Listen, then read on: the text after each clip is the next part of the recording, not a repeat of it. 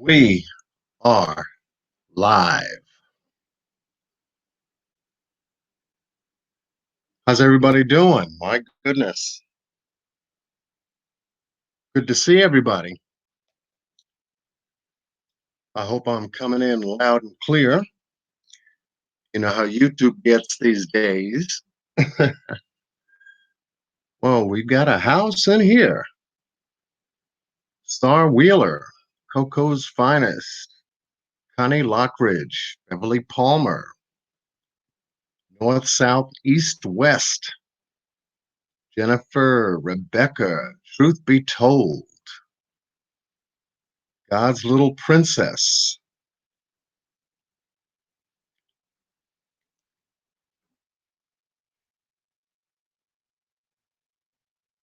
good Monday evening to everyone.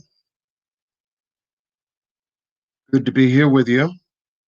Betty Richardson. We've got Rhonda Jackson. We got Twinkie. We got Freddie Smith. Shani 48. H-Town Shell, excuse me. Antonio, how you doing? 9. Nail Empire. Miss Black Diamond. Kay Lovely. Good evening to everyone. Thank you for joining me this evening. Sam, how you doing, love? Sam, content creator for the J4K community. Carlene Bain. Johnny Mae Wallace. Christina Monday. Yeah, like today is Monday. CJ Jones. Lisa G, content creator, J4K community. Welcome. Feisty 60. Blessings to you. God's Little Princess. We've got a storehouse tonight. Patricia, how you doing? Ellis Robin, that is the last name. Char Brady. Machiavel British. Kimberly Manning. Rhonda Jackson. Welcome, everybody. Welcome. I wanted to jump on here tonight. Obviously, I was supposed to go live last night, but yesterday, obviously, we've had some very bad news hit the wire, and I decided to push the live up to tonight. In total reverence to Kobe Bryant, the huge loss that we have, Mr. Kobe Bryant, and a member of his family, along with 3 others that perished in yesterday's helicopter crash. So I decided to go live tonight. It touched me yesterday, and I wasn't in any condition to go live. So that's the reason I had to push it up. But welcome, everyone. Yes, North, South, East, West. RIP to Kobe Bryant. Don't get me started. But it's good to see everybody here tonight. We've had a huge weekend, obviously, with the new developments in the Kenneka Jenkins case. And I know that a lot of you are, and myself,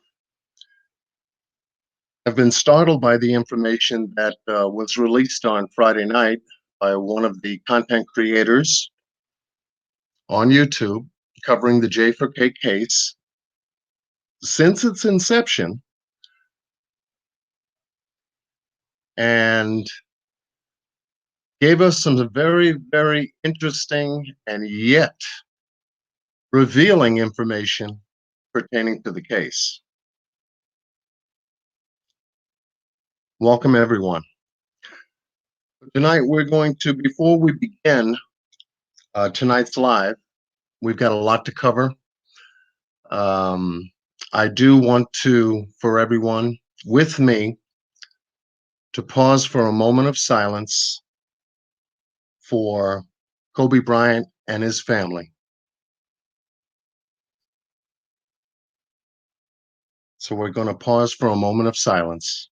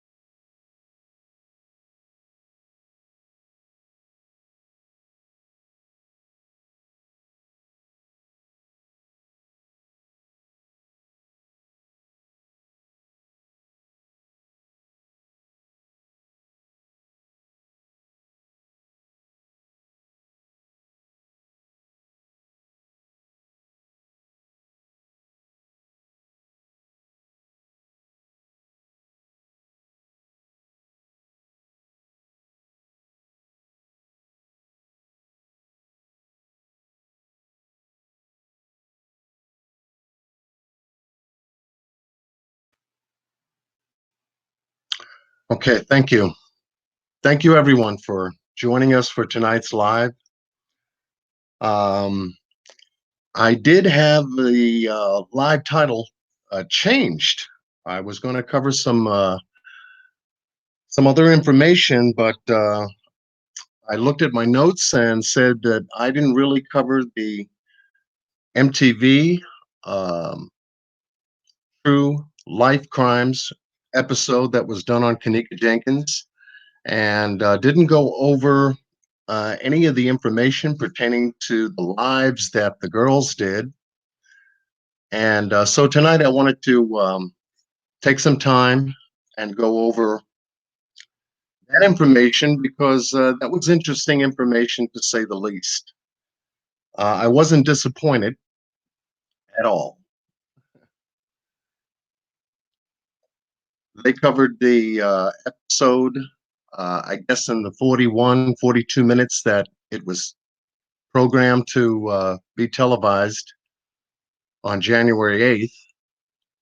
And a lot of people were disappointed that they didn't cover as much as they should have, and or go into any great detail as to what their investigation revealed to them.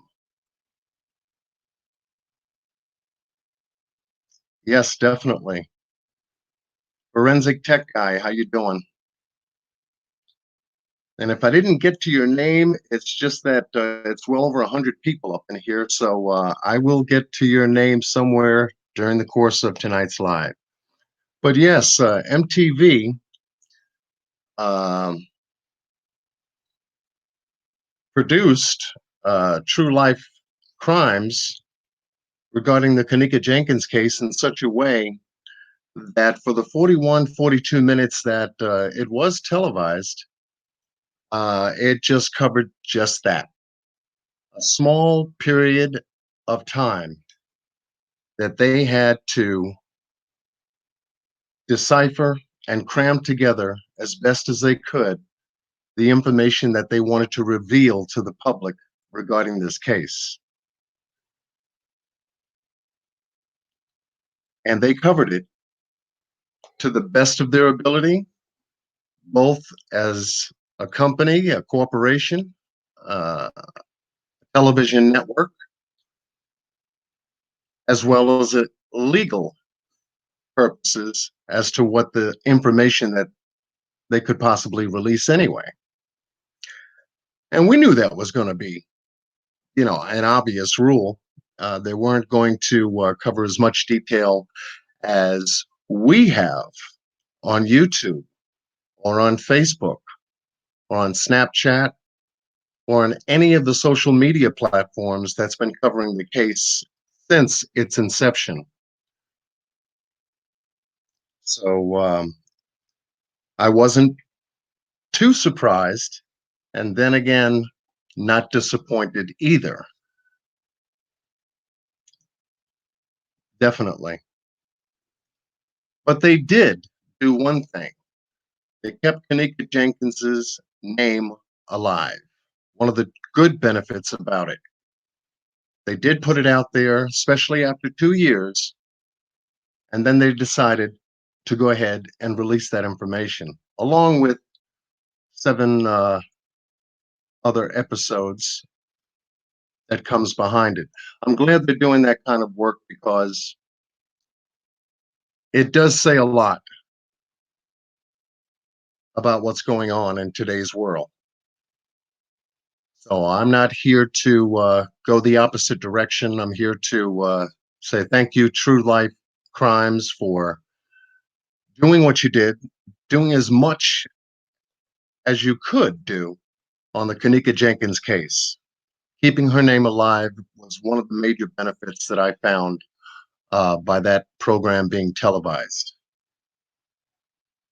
And looking at it that way, it gives us all a chance to continue to pursue the truth and all of its aspects, all of the areas of truth that we could possibly continue to pursue in order to get justice for Kenneka Jenkins. Much respect to everyone who's working on this case. Everyone who's working on this case. Those on YouTube, those on Facebook, those on Snapchat, those on Instagram, and any televised public television that's willing to pursue this case in its entirety. So much props to everyone that's still on this case. I'm sure that out of all of it, Teresa Martin is very appreciative of the fact that it's been a little over 2 years now. And to see that her daughter's name is still alive, not only on social media, but also on national TV. So our hearts and love go out to the Teresa Martin and her family. We're still pursuing this case. We're running the facts down as fast as we can get them. So with that said, I'm going to open up tonight in a special way. Let me see what I have here on my notes. Oh, okay. Shout out to everyone who's joined us tonight. It's well over 100 people, 120 people, my goodness. I've only been on for a short period of time. But I welcome you all. Tonight I'm going to cover some information that is somewhat from the perspective of just covering the bases, just making sure that we cover some bases. So for those that can hear me loud and clear, just type a quick one in the chat so I know that my sound is good. And then this way we can proceed. All right. I'd like to start off by, let's see, we've got some shout outs to do. I want to get to that. Major shout outs to the hardworking content creators that have recently posted new information and content on the J4K,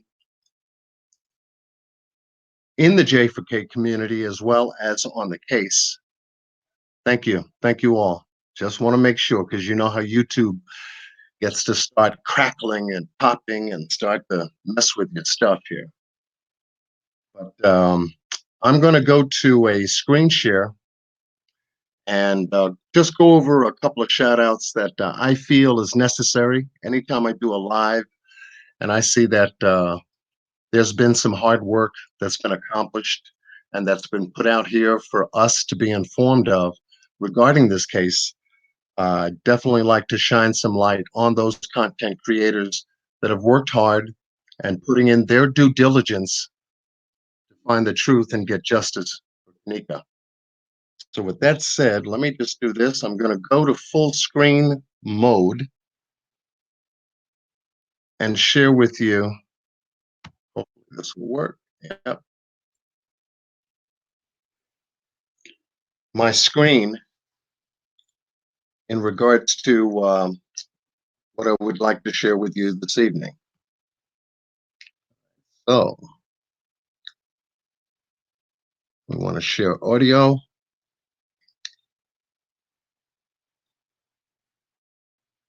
We've got it.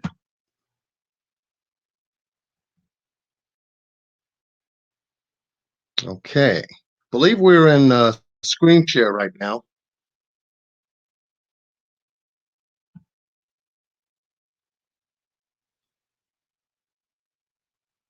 And there we are.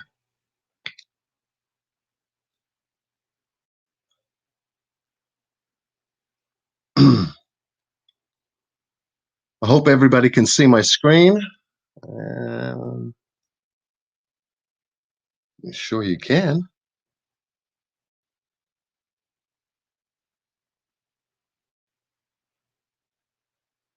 I wanted to go back to this is my channel page for everyone that knows my channel page already. Of all the content that I'm putting on my channel for all of you to definitely be able to get a chance and get a moment to cover the information pertaining to what we've been able to cover in the case. Also, I wanted to actually point out one of the objectives that I talk about on my channel and that I have been talking about in my past lives is the content playlist that I've asked all content creators to do is to put on their channel a playlist titled KJ's Case Video File for Review by Authorities. And it's very simple to put all of your KJ casework in just one playlist. And over time, you can continue to add your new developments pertaining to what you've been able to cover and just keep a track of all of your new content, put it in a playlist for the authorities to review. Simply because once we're in line with the authorities, they can come on YouTube and take a look at all of the work that the content creators have created on the Kenneka Jenkins case and begin to review our work in hopes that it will get to the proper authorities, the proper person or persons responsible for investigation into this case to get it reopened. And it's a simple thing to do. Nothing to download, nothing to upload. Just a very simple thing by creating a playlist, putting your work in, and getting it ready and prepared for the authorities to review. In this case, just looking at what I have in my playlist, I can open it up. And just to show you what the content should look like and how it should look like, how it should be at least organized. All of the parts that we did in covering the Kenneka Jenkins case is right here. Right here. All of the videos that I've done, all the way to part 8. Everyone's asking me, when are you going to do part 9? When are you going to do part 9? Well, part 9 you can definitely look forward to. I'm putting together still part 9, but I've been doing lives to compensate for the for part 9. But this is very simple to do, easy to do. And I hope that every content creator gets to do that as soon as possible, because we have been in contact with at least a couple of the authorities here in New York, where I live. I've been talking to some legal people. They've been giving me some direction, been giving me some very good information, and actually suggested the idea of putting the content in a playlist on YouTube and just coded in by authorities to review to make it easier for communication between entities, all of us. And so I, I am not going to give you an update on that right just yet. Things are still coming in, and once I gather it all, I'll be able to share that information with you as we begin communications with certain authorities that's going to help us to get into Chicago. Uh, their authorities, their locations, their branches, and get some people focusing in on the work that we've been doing.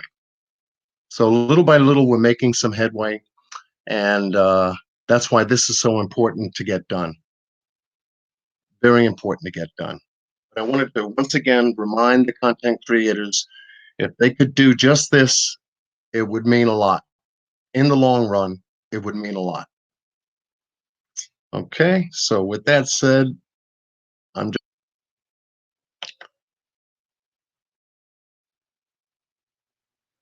to my page and to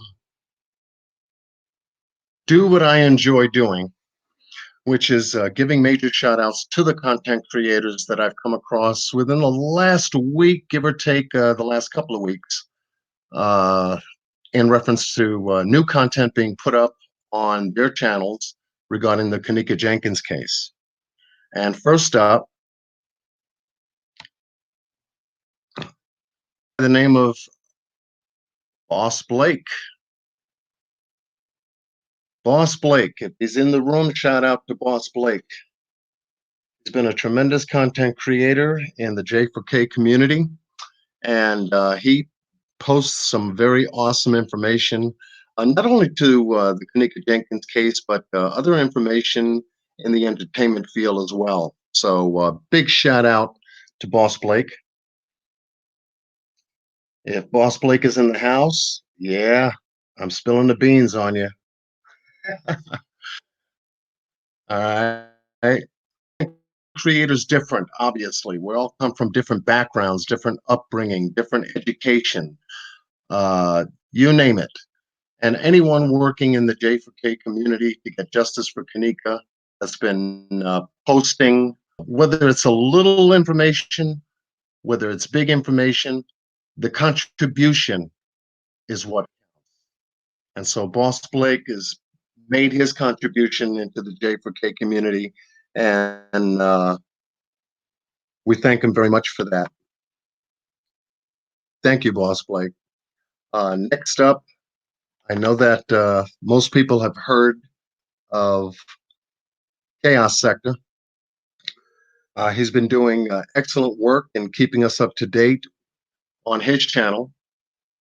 A huge library of information pertaining to the Kenneka Jenkins case. So shout out to Chaos Sector. I also want to give a shout out to other content creators that have been currently following the case and giving us updates. And the next one up is Chasing Truth.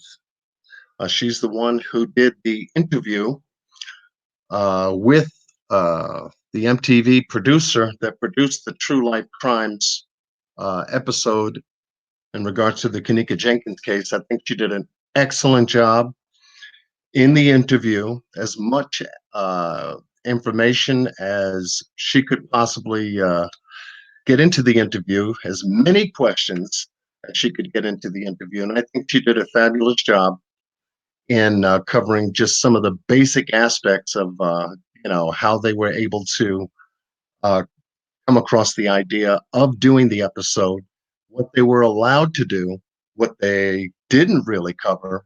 And I just found that interview to be Very, very informative and very well done. Very well done. Chasing Truth, props to you for doing just that. There were a lot of people that were very interested in finding out about the behind the scenes, so to speak, uh, elements of how they were able to put all of that information together in 41, 42 minutes. Thank you very much, Chasing Truth. Next up, we definitely do have a good content creator that's really delved into a lot of the video aspects, the editing aspects of the video surveillance footage. Humongous D, another brilliant content creator. It's helped me to understand a lot about the video editing and a lot of the about surveillance information, software, things of that nature. So shout out to Humongous D for your contribution, J4K community. I've got a number here, so I want to try to go over them as quickly as possible because we still have a lot of information to cover tonight. Once again, let's go down. Oh, I've got a content creator here that I was just visiting with, and that content creator is Lisa G. She's in the room tonight. Shout out to Lisa G, content creator, the J4K community. She did an excellent job in the last couple of days putting together some great content. I was in her chat.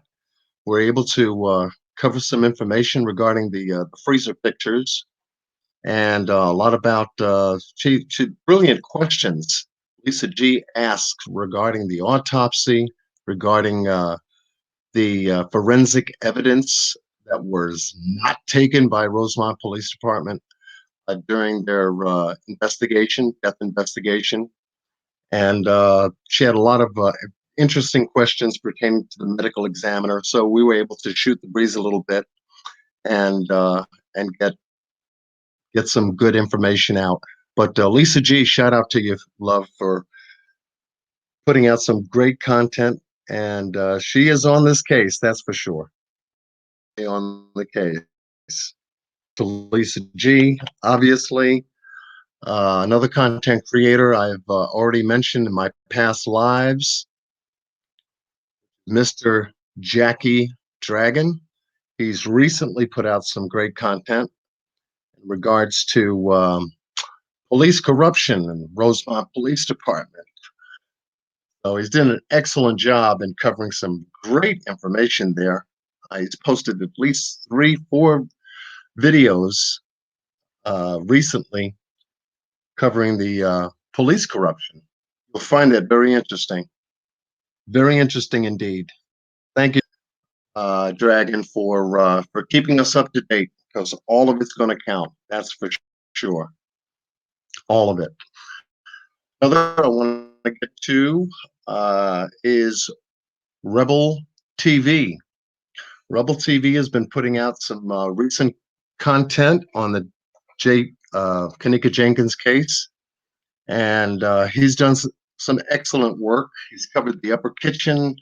He's covered a number of areas, and he breaks it down where you can understand it. That's one thing for sure, because none of us are experts in the medical field or the legal field or the law enforcement or any of these fields. For us to come together and begin to dig into a case that we're becoming educated now as to common sense education to put us all on point as to what's going on and how to understand it. So thank you, Rebel TV, for your contribution to the J4K community. Much love to you. Now, what you have, and I definitely am on your channel. I'm definitely a subscriber. Next up, we the veteran in the J4K community, Straight Drop, the investigator. He's been doing some excellent work in regards to the video surveillance footage and video editing. In the last, I think, 3 or 4, I think he's doing a series with a content presenter that is very knowledgeable in reference to the exec files that were downloaded to the public Rosemont Public Safety website that gave us some great insight on how to understand uh, this software that the hotel is using, Vivotech software, and covered information concerning the directories and SDKs and how to put together video content in order to create the exec file. He did some excellent work there. Shout out to Straight Drop for his contribution. I've been with him, been a subscriber to him for a long time, and he's covered some great information regarding this case. So major shout out to Straight Drop. See who else we got here. I just want to try to get through this. Wanted to get as many done as possible tonight because all of you guys are working hard in putting together some great content. Another content is Ankh Fed. Been hanging out with him in his chat, and he's been covering some recent information. He's going over all of his work in reference to all of his files under the Kenneka Jenkins case that he's been able to cover, and he's an archive of the Kenneka Jenkins case, that's for sure, in reference to a lot of different points of view, and he does fabulous work. Love to you, Ankh Fed. And like he said, the truth don't need no help. It won't bend nor fold. Thank you, Ankh Fed. Forever True TV is another content creator that I follow and doing some great work in the J4K community. Wanted to give you a shout out for the work that you've done. Thank you so much.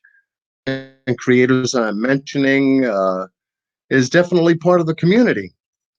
You know, we're really hanging together on this. You know, we're doing some great work together, and I know that we can accomplish our objectives in getting justice for Kenneka.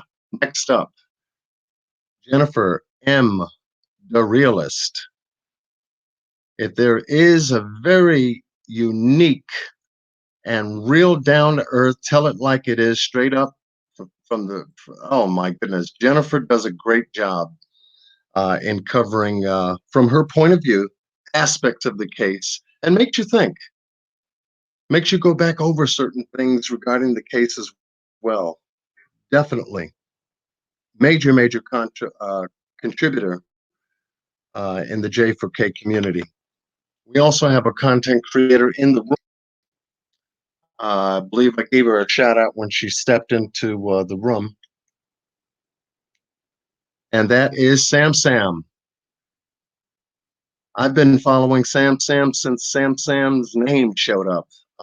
Who does excellent work in giving us the updates when updates are needed. Sam Sam is on the job.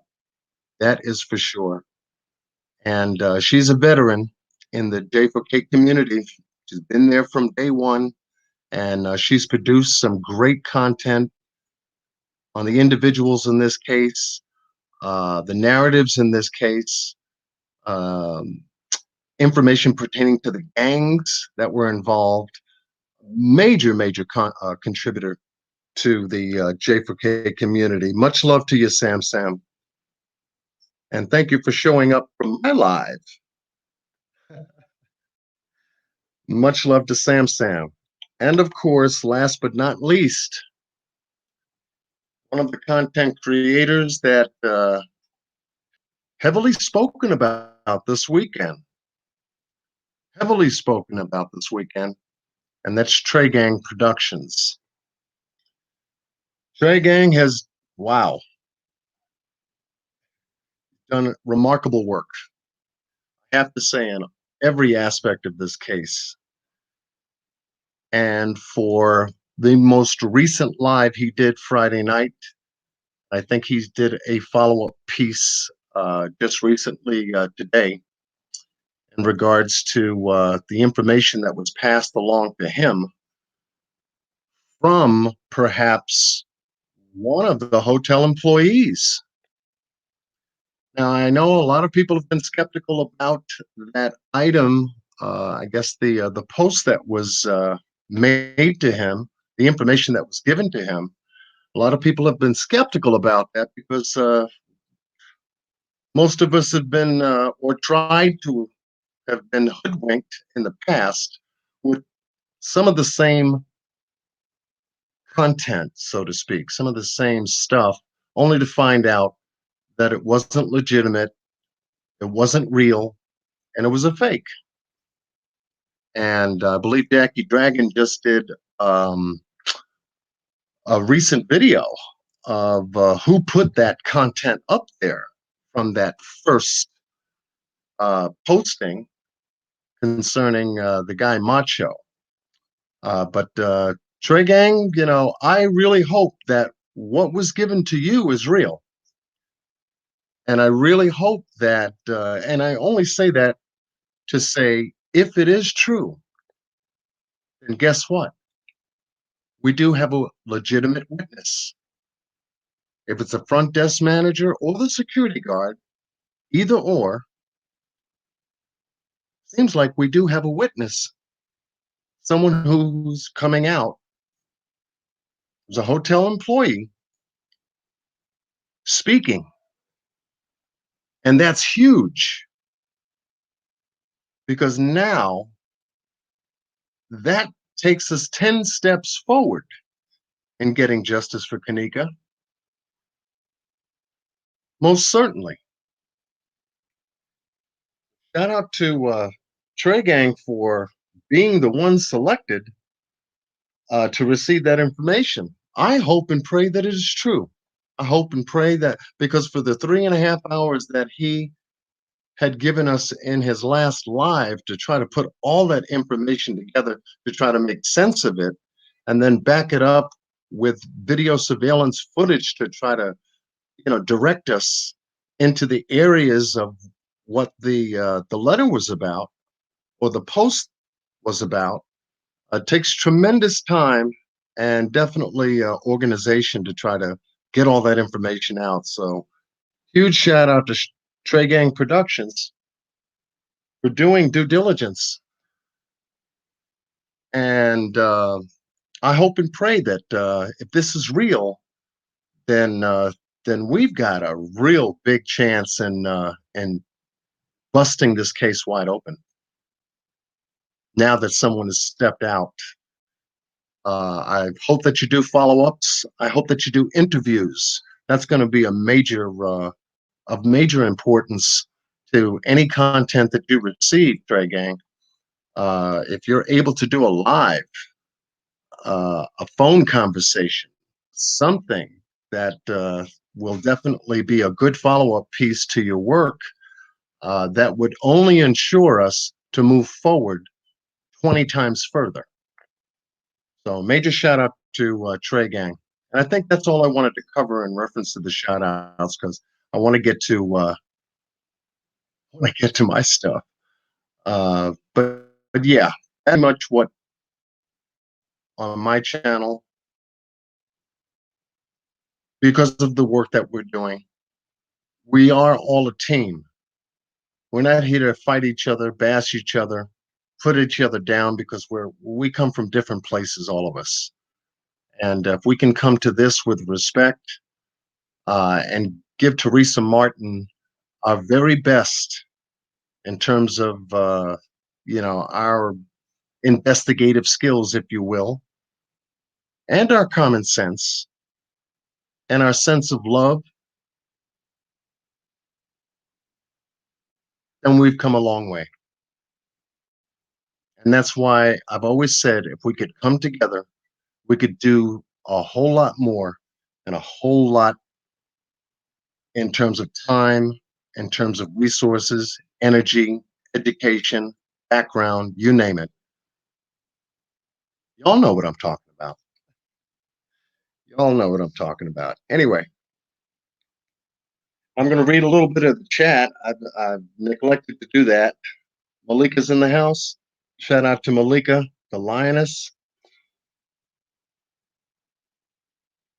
I'm just going over a little bit of the chat in the moment because people have been stepping in. And I know that we've spent at least some time just covering all of the content creators I wanted to shout out tonight because of the importance of it. It's important. Shout out to Malika the lioness if she's in the house. The warrior is in the house. All right, so content creators, once again, put your playlist on your page. Put your content and label it KJ Case video file for review by authorities. Please do that because it'll fast. All right. So with that said, let me see what else I wanted to do here. All right. Let me come back. Oh, the chat's still here. Cool. All right. Let's get to this MTV. I wanted to get to this. All right. I have to put up my disclaimer.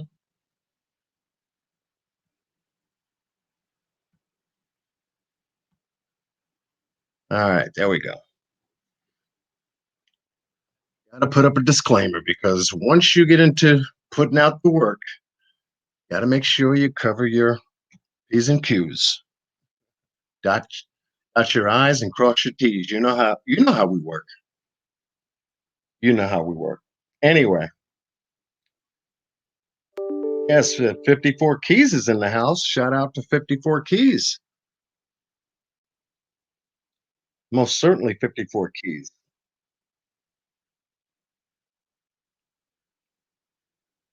Is she in here? Chat's moving so fast. I didn't even see her come in. But if she's in here, major shout out to 54 Keys. Yeah, we're going to ride with 54 Keys, that's for sure. And all of the content creators that have put in a major contribution to this. Anyway, let's get to it.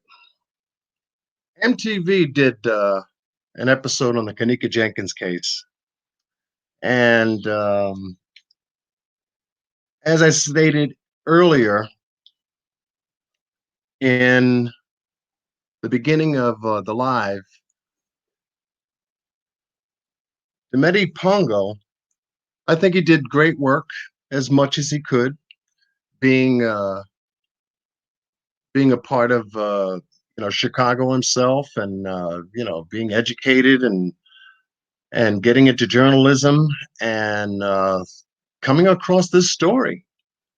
So major shout out to him and True Life Crime for keeping the Kenneka Jenkins case alive, which was very important.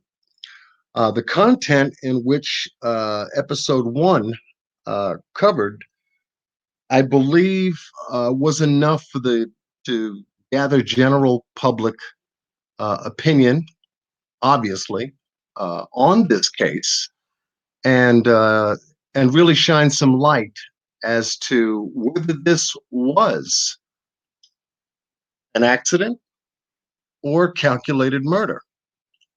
You already know what we believe, everyone on social media, that is. But the accident part, obviously, they had to cover and challenge it, and challenge it, and even the murder part, and challenge that. So they were able to bring both together and try to give us 41 minutes of content to try to give us an idea as to what they thought the two meant to them, and how the producers wanted to actually give us that information televised, and which they did. We're slowly but surely finding answers. Even from this episode, we're slowly but surely finding much better answers. And those answers are letting us know that we're on the right track.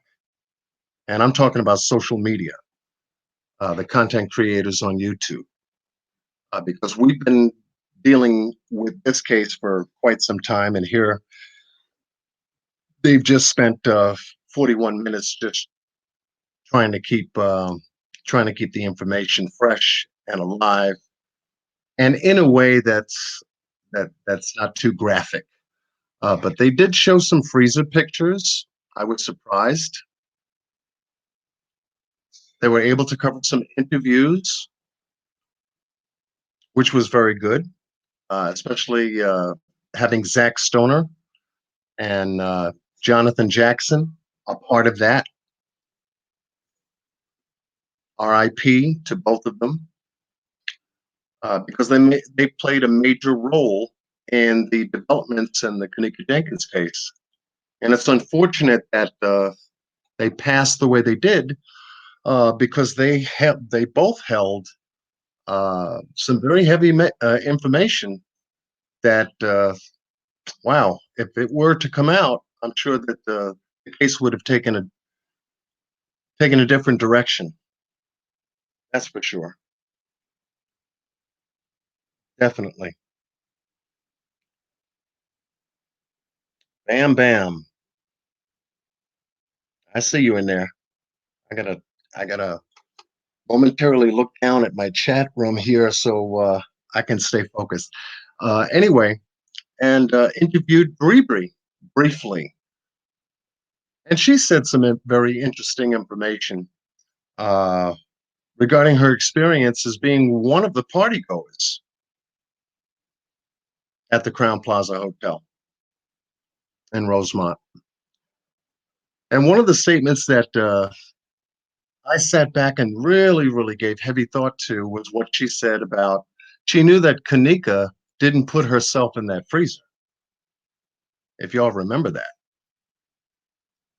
she really couldn't say much other than her talk about her friendship with Kenneka and that she misses her, as we all do. But that was a very telling statement, a very telling statement.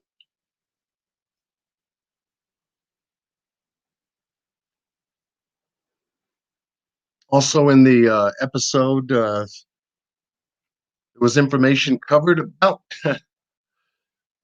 oh my goodness, the video surveillance footage. And the gentleman there, I think his name is Garner, said something about the video surveillance footage, which was challenged, obviously, whether it was tampered with, whether somebody edited the footage or deleted footage or messed with it in a way that, well, let's just say from his perspective, he definitely denied any kind of video tampering. That's what he said. That's what he told us anyway. There would be no way that anyone could tamper with the video surveillance footage, especially if it's in an exec file. I said, huh, okay. Well, that's his professional opinion. Whether he was paid to say that or not, stands to question, but that was his professional opinion. We are finding out otherwise, though. And thanks to Straight Drop posting his most recent work on his channel pertaining to the exec file and the Vivotech software, and how you can assemble what you want, it starts to create a problem for these people. Starts to create a problem for these people.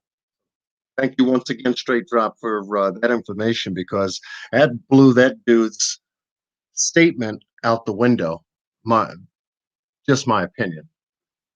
And then there was a private investigator uh, that looked at the case, looked at the case files,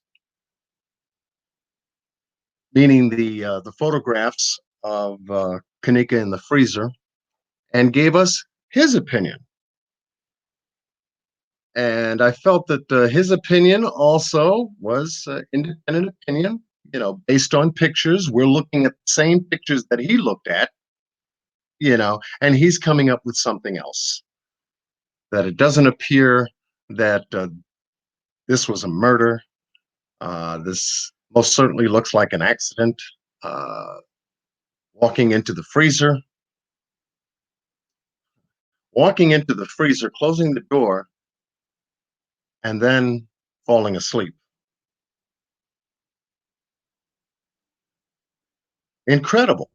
He could tell all that from the photos, but that was his professional opinion. I think that's already been debunked, at least for the last 2 years on social media. That's for sure. So whether he was paid to make that statement or not holds to question.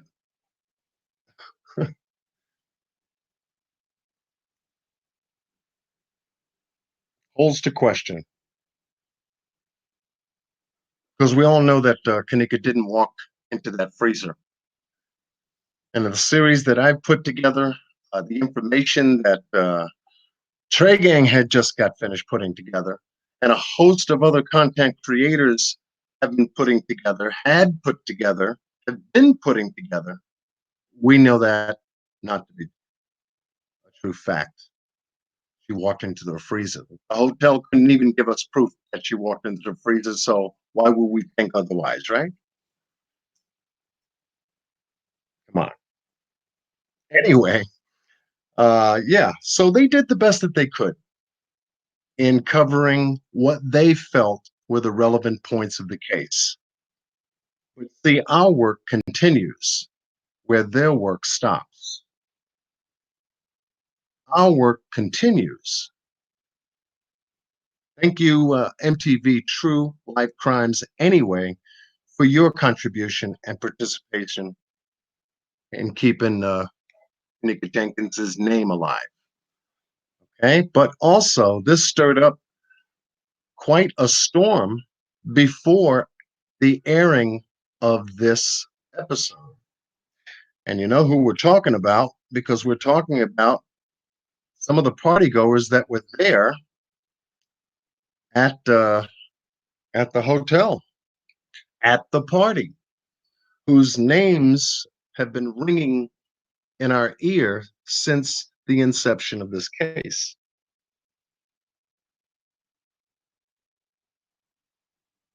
That's for sure. And I wanted to go over some of the points that I was able to find and cover in the lives that sparked this whole thing that really turned 2020 that got us going. And we know whose lives they are because we paid attention to them, that's for sure. I want to get them, see if I can find them up here. Oh, that's not it. Oh, there they are. And I hope this comes out good. I don't know if you guys can see that. I'm going to play just a couple of seconds of it just to make sure that you guys can hear it. So as soon as I begin playing it, please type a 1 in the room. And if it's coming up bad, then obviously type a 2. But I'm hoping that it'll play through and we won't have any audio issues. So first up,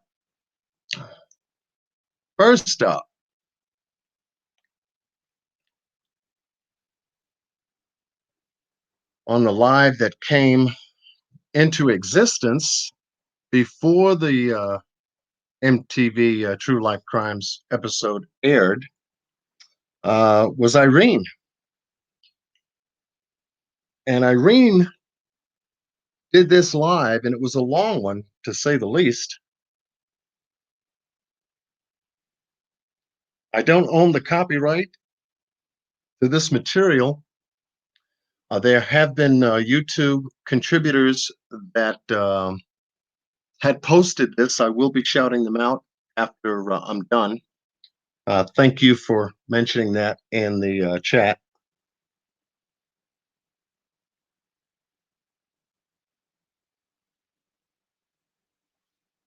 All right. So we're going to begin. And in this live, Irene explains to us information that we should have known 2 years ago. Most definitely. Most definitely. However, maybe the MTV program prompted them to go live and kind of like twisted an emotional nerve to say something. And they did. Not only Irene, but Monifa and Shemaya did. So let's just listen in and just go over a couple of her points as to what she told us. Yeah, you can't blame the host of the pod. That's what I'm saying. Corrupt my name, and it's not me. You put the finger. You asked the questions to the motherfucker who was last with her. I ain't. But we all is. I'm not blaming myself. Every last one, cause a real friend gonna make sure you're safe. But I'm thinking she's safe because she's in her other friend's hands. That's the part we all fucked up at. Fucked up. Since kindergarten. We all fucked up. At the end of the day, her friend since kindergarten. Her friend since kindergarten. Mariah, you steady commenting about we arguing. Monifa was never my friend. Never my friend. I'll never be friends with a bitch that we got multiple dicks in common. Never. You tweaking. You think you know everything. You don't know everything. You don't ever know everything. You can say Monifa was letting her go because I was treating her ass. Every time she said something, I said something. Why? Who the fuck invited you? Why you here? She won't invite it. I never heard it. I want to know. I got one question that ain't nobody answer. How the fuck you leave out the door with a motherfucker and don't come back in with him? That's the question, motherfucker. How the fuck you live for a motherfucker? Okay, I'm going to pause it because I'm getting some ones, but then again, I'm getting. Kay Lovely says it's coming in choppy.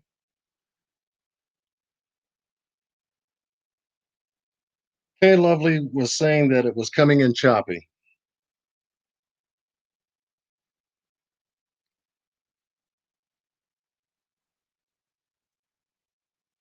Is that right? Was it coming in choppy or was it coming in okay? Okay, Rhonda Jackson gives me a 2. Humongous D, brother, how you doing? I was talking about you earlier. Thanks for coming in, man. Okay, Top Jazz said I'm good. It's clear. Tony Strales, thank you. Coming in good. Zazzy coming in good. It was coming in a little choppy. Yes, choppy. Humongous D says choppy. Choppy, choppy, choppy. Okay, so let me see. Ooh. Let me see what we can do. Because it was coming in choppy. Well, we're getting 1 and 2s. We're getting 1 and 2s. Let's see if I can do this.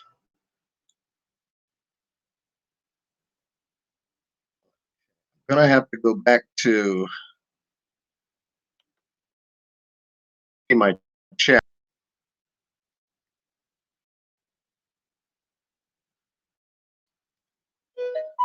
Up. Okay, I want to get back over here so I can see. I'm gonna put Irene over here for now,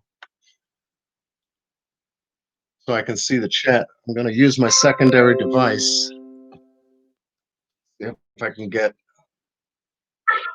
find it. So just bear with me a bit. You know how we deal with technical issues from time to time. Try to make it work, try to make it work, try to make it work anyways.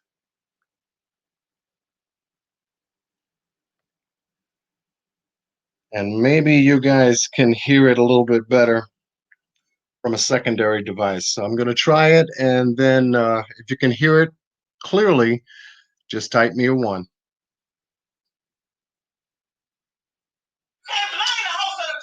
That's what I'm saying. Wrote my name, man. It's not me. You put the finger. You asked the question to the motherfucker who was last with her. I'm not blaming myself, but we all is as wrong as friends. I'm not blaming myself. Every last one of us is wrong because a real friend gonna make sure your friend go home safe. But me, on the other hand, I'm thinking she's safe Type because she's in her 1 other or friend's 2 if you hand. can hear That's that. the part we all fucked up at. We all fucked up at. Her friend since kindergarten. We all fucked up. At the end of that, her friend since kindergarten. Her friend since kindergarten didn't go back to her. All right, you started commenting about we arguing. Monique was never my friend. Never my friend. I'll never be friends with a bitch and we got multiple things in common. Never. You tweaking.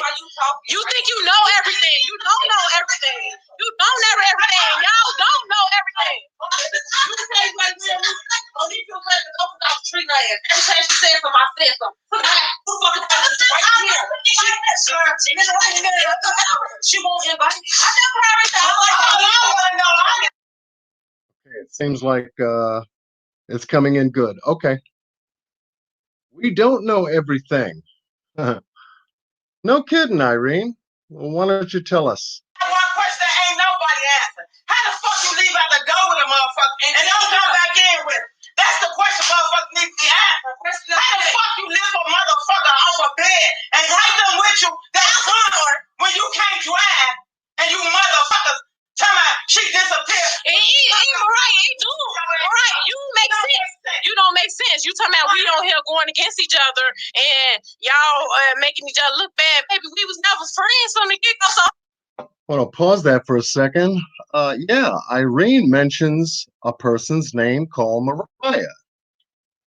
And in digging into who Mariah is, obviously we now know who Mariah is, which happens to be Rico baby mama. Thank you, Irene. Let's continue. As we making each other look bad. I'm confused. I'm confused. I don't give a fuck. You already look bad. Everybody's gonna want to sing how they want to. She said, "Come together, fucking Nico." Okay, why don't she never inbox the motherfucker back? She can't look at the motherfucker in their face when they see her. How is we gonna come together, fucking Nico? I'm confused. I'm confused. Y'all want us to come together, fucking Nico?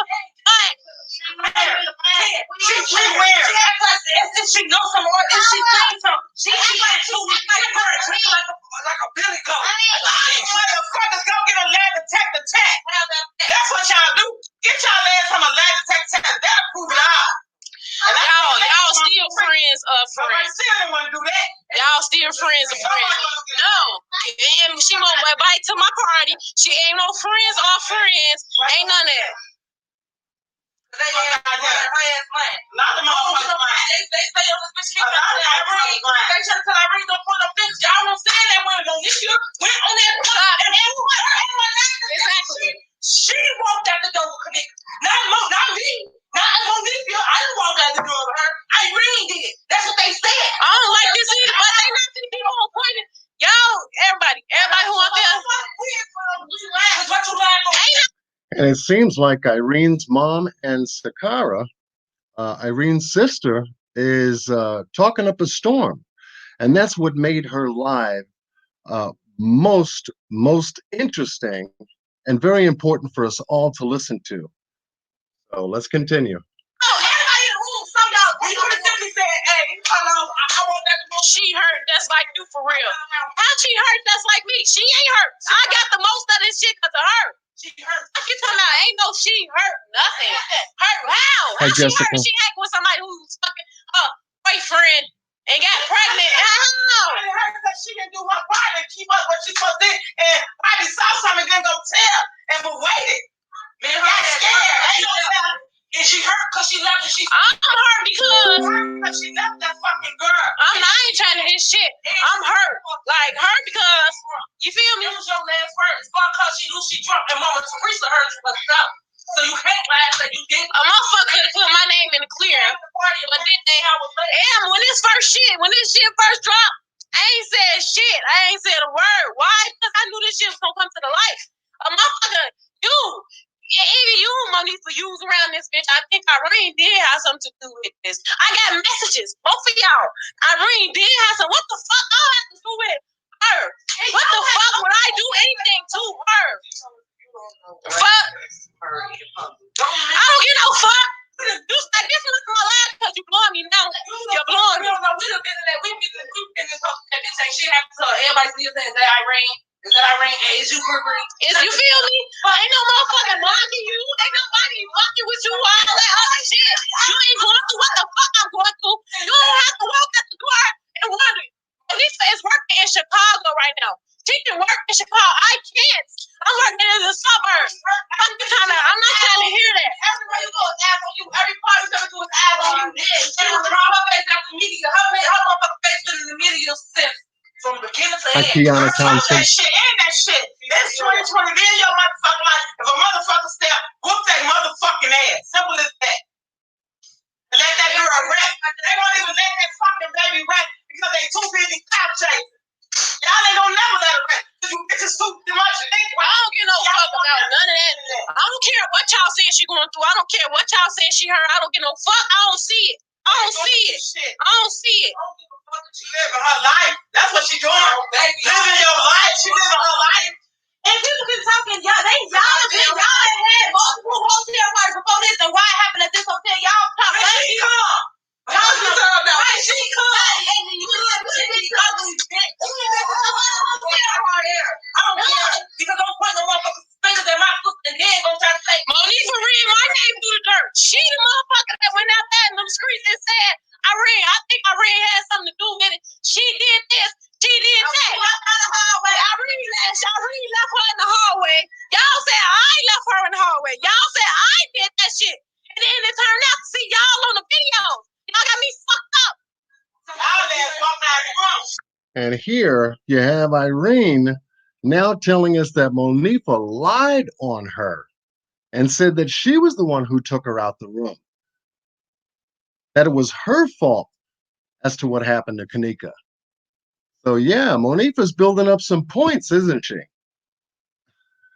For those of you who are just joining us in the chat, we are covering some extraordinary information from the lives of Irene.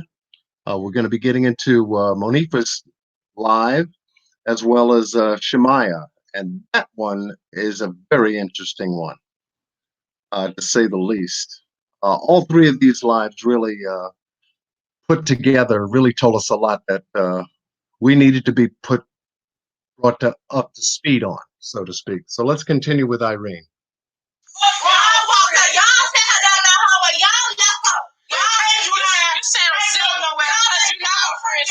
Is y'all really her friends? Is y'all really her friends? I'm with the peanut fact. This is going together. All motherfuckers who stuck together. Sisters, y'all friends out here in the hallway drunk. But hey, y'all didn't look for y'all left. I ain't trying to hear nothing. Won't nobody saying that when they went on that block on the fence, like you talking about shit. Run around lying. Mama's banging on car. Lady, a whole lot they find out. Then let's find out the truth about her doing it at the end. Then everybody has the shit. She don't know what happened, but she knew who left her doing it now. She knew who had her doing the key and all that. You know that now. And everybody, but these are my folks. She went around with her. She didn't play like nothing. When they got to what she had to go through, people come to the house. She wrote it out. Had the time since she was J-High. Y'all thirsty ass wrong with it because y'all can't afford a goddamn car. One invite and then you left her. They ain't trying to talk about it. Yeah, you talking about her drunk ass bitch. I will beat your drunk ass. How about that? You fucking alcoholic. That's why you drinking your life away because your ass is miserable. Because you left your fucking friend and you talk that shit. Bitch, you ain't real. Y'all on this bitch said, let me tell y'all something. Let me shh. Let her talk her shit. Okay, because y'all on this bitch really blowing me now. Ain't no motherfucker said Monifa did anything. That's one.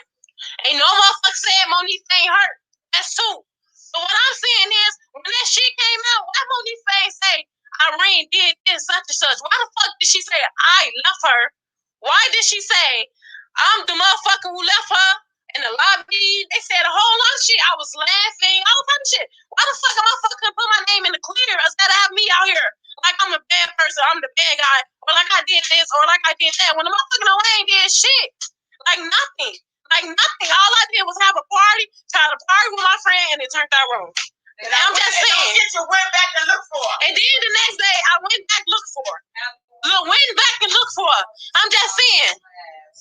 How you doing, Hood Robin? They just left at the door. Oh my mom. They just all that for her about the joke thing. You blink your head.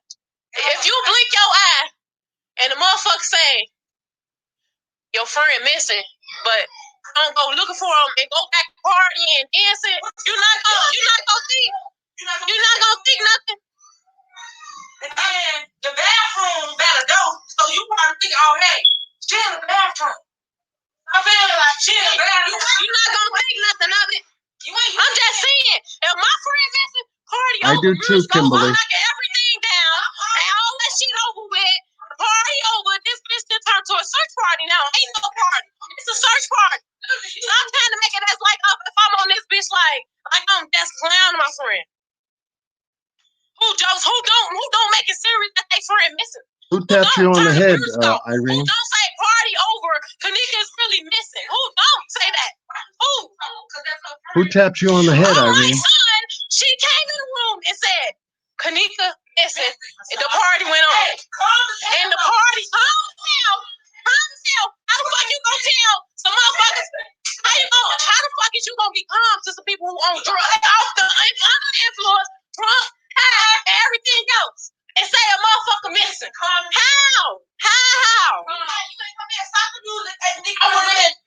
I want to know who tapped her on the head.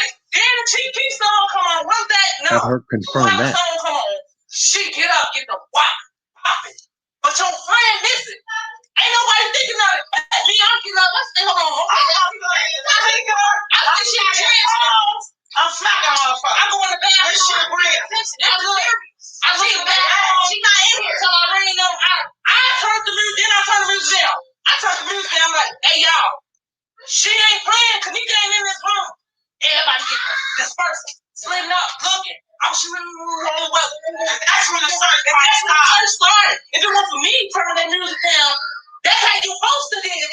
That music. And I ain't pointing fingers, but damn, could you tell the truth? Is what I'm saying. Yeah. Quit making it seem like I was doing this. I said this was a joke, or I was playing, and they ain't take shit serious. Did you go back to the hotel with me and go look for her? No. Did you? No. Ask the mama that. No. Ask the mama that.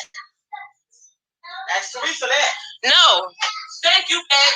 Cause for real. Did you? No. Did any motherfucker after Kenneka went missing the next day? Did you come to the hotel and went with me and I offered you a ride and everything? Let's go. We finna go tear this bitch down and look for her. Did you? Thank you, Lisa G. You trying to get but y'all, yeah, you trying to get me set up and beat up like I'm playing about Kenneka and shit. You trying to tell them like I'm laughing and shit. You trying to get motherfuckers to have beat me to death, and we supposed to be going to look for our friend. And then why everybody didn't go? We went. Why you running that talk? Ask your friend on PPO why she ain't go. All right. Honey, boo boo. Cheektown 16.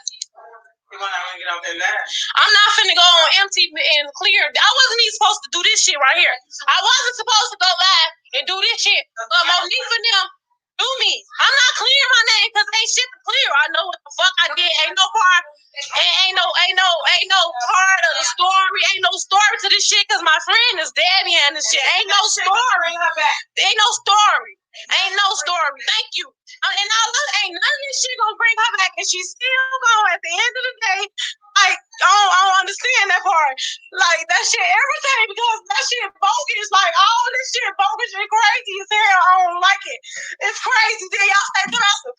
Come together as one. We can't come together as one. Monique can't even look me in my face. And then get y'all ass to that. Every time I see this, she can't look me in my face. All this shit, but I'm not pointing fingers at no motherfucker. I'm not saying Monique did anything. All I'm saying is, why you ain't clear my name? Why you have my life turned upside down for some shit I didn't even do? You could have cleared me from the job and I wouldn't even be going through this shit. You don't know. You say to me how your life is, Monique. I be seeing you going to everybody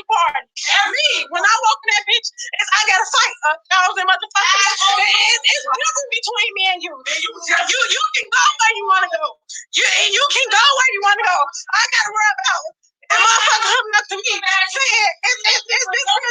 You feel me? Motherfuckers ain't coming to your house window. Motherfuckers ain't ringing your house doorbell. Motherfuckers ain't doing none of that. Motherfuckers not recording you in jail. Motherfuckers not in your house door trees. You living life. You living. I'm not living. I gotta worry about if this person want to kill me or not, or if do they really want to see is on my ring.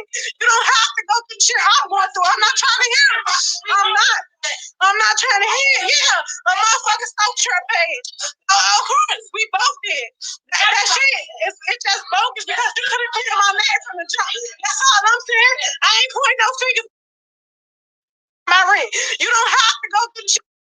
I just wanted to pause it for a second. You can hear the genuineness in Irene's voice, that she is absolutely shaken, torn up by what she has, failed to actually tell us 2 years ago. But now, having this welled up for over 2 years, and now having to come out with it, you know it's real. You know it's real. You know it's real. Thank you for those of you that just joined. Yes, it is fear. It is absolutely scared to death fear that's coming out of, emanating out of Irene regarding this. Talk about uncertainty.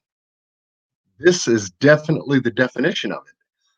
So let's get back to Irene's live. We still got a little bit to go. I'm not trying to hear it. Yeah, a motherfucker stole your page. Of course, we both did. That shit, it's just bogus because you could have cleared my name from the jump. That's all I'm saying. I ain't pointing no fingers, none of that. But you could have cleared my name from the jump instead of saying what I did, and you know I didn't do it. That's the crazy part. You sitting there, no, you lied up on me. You knew I didn't. You knew I never left that room, but you said I did. I remember everything like it was yesterday. This shit replay in my head every day, like a fucking movie, a tape record. Some nights I can't even sleep from this shit, and I bet you sleep great. I be seeing everything. I see your page. That shit crazy. It's just crazy because you could have cleared my name. That's all I'm saying. You could have cleared my name instead of going up on Facebook saying, yeah. And you have to also remember too that right after the party, where did Irene go? Right after the party, the morning of the 10th, I believe it was. Excuse me, the morning of the 9th. The morning of the 9th. Where did Irene go? Does anybody remember where she went? Where she showed up at?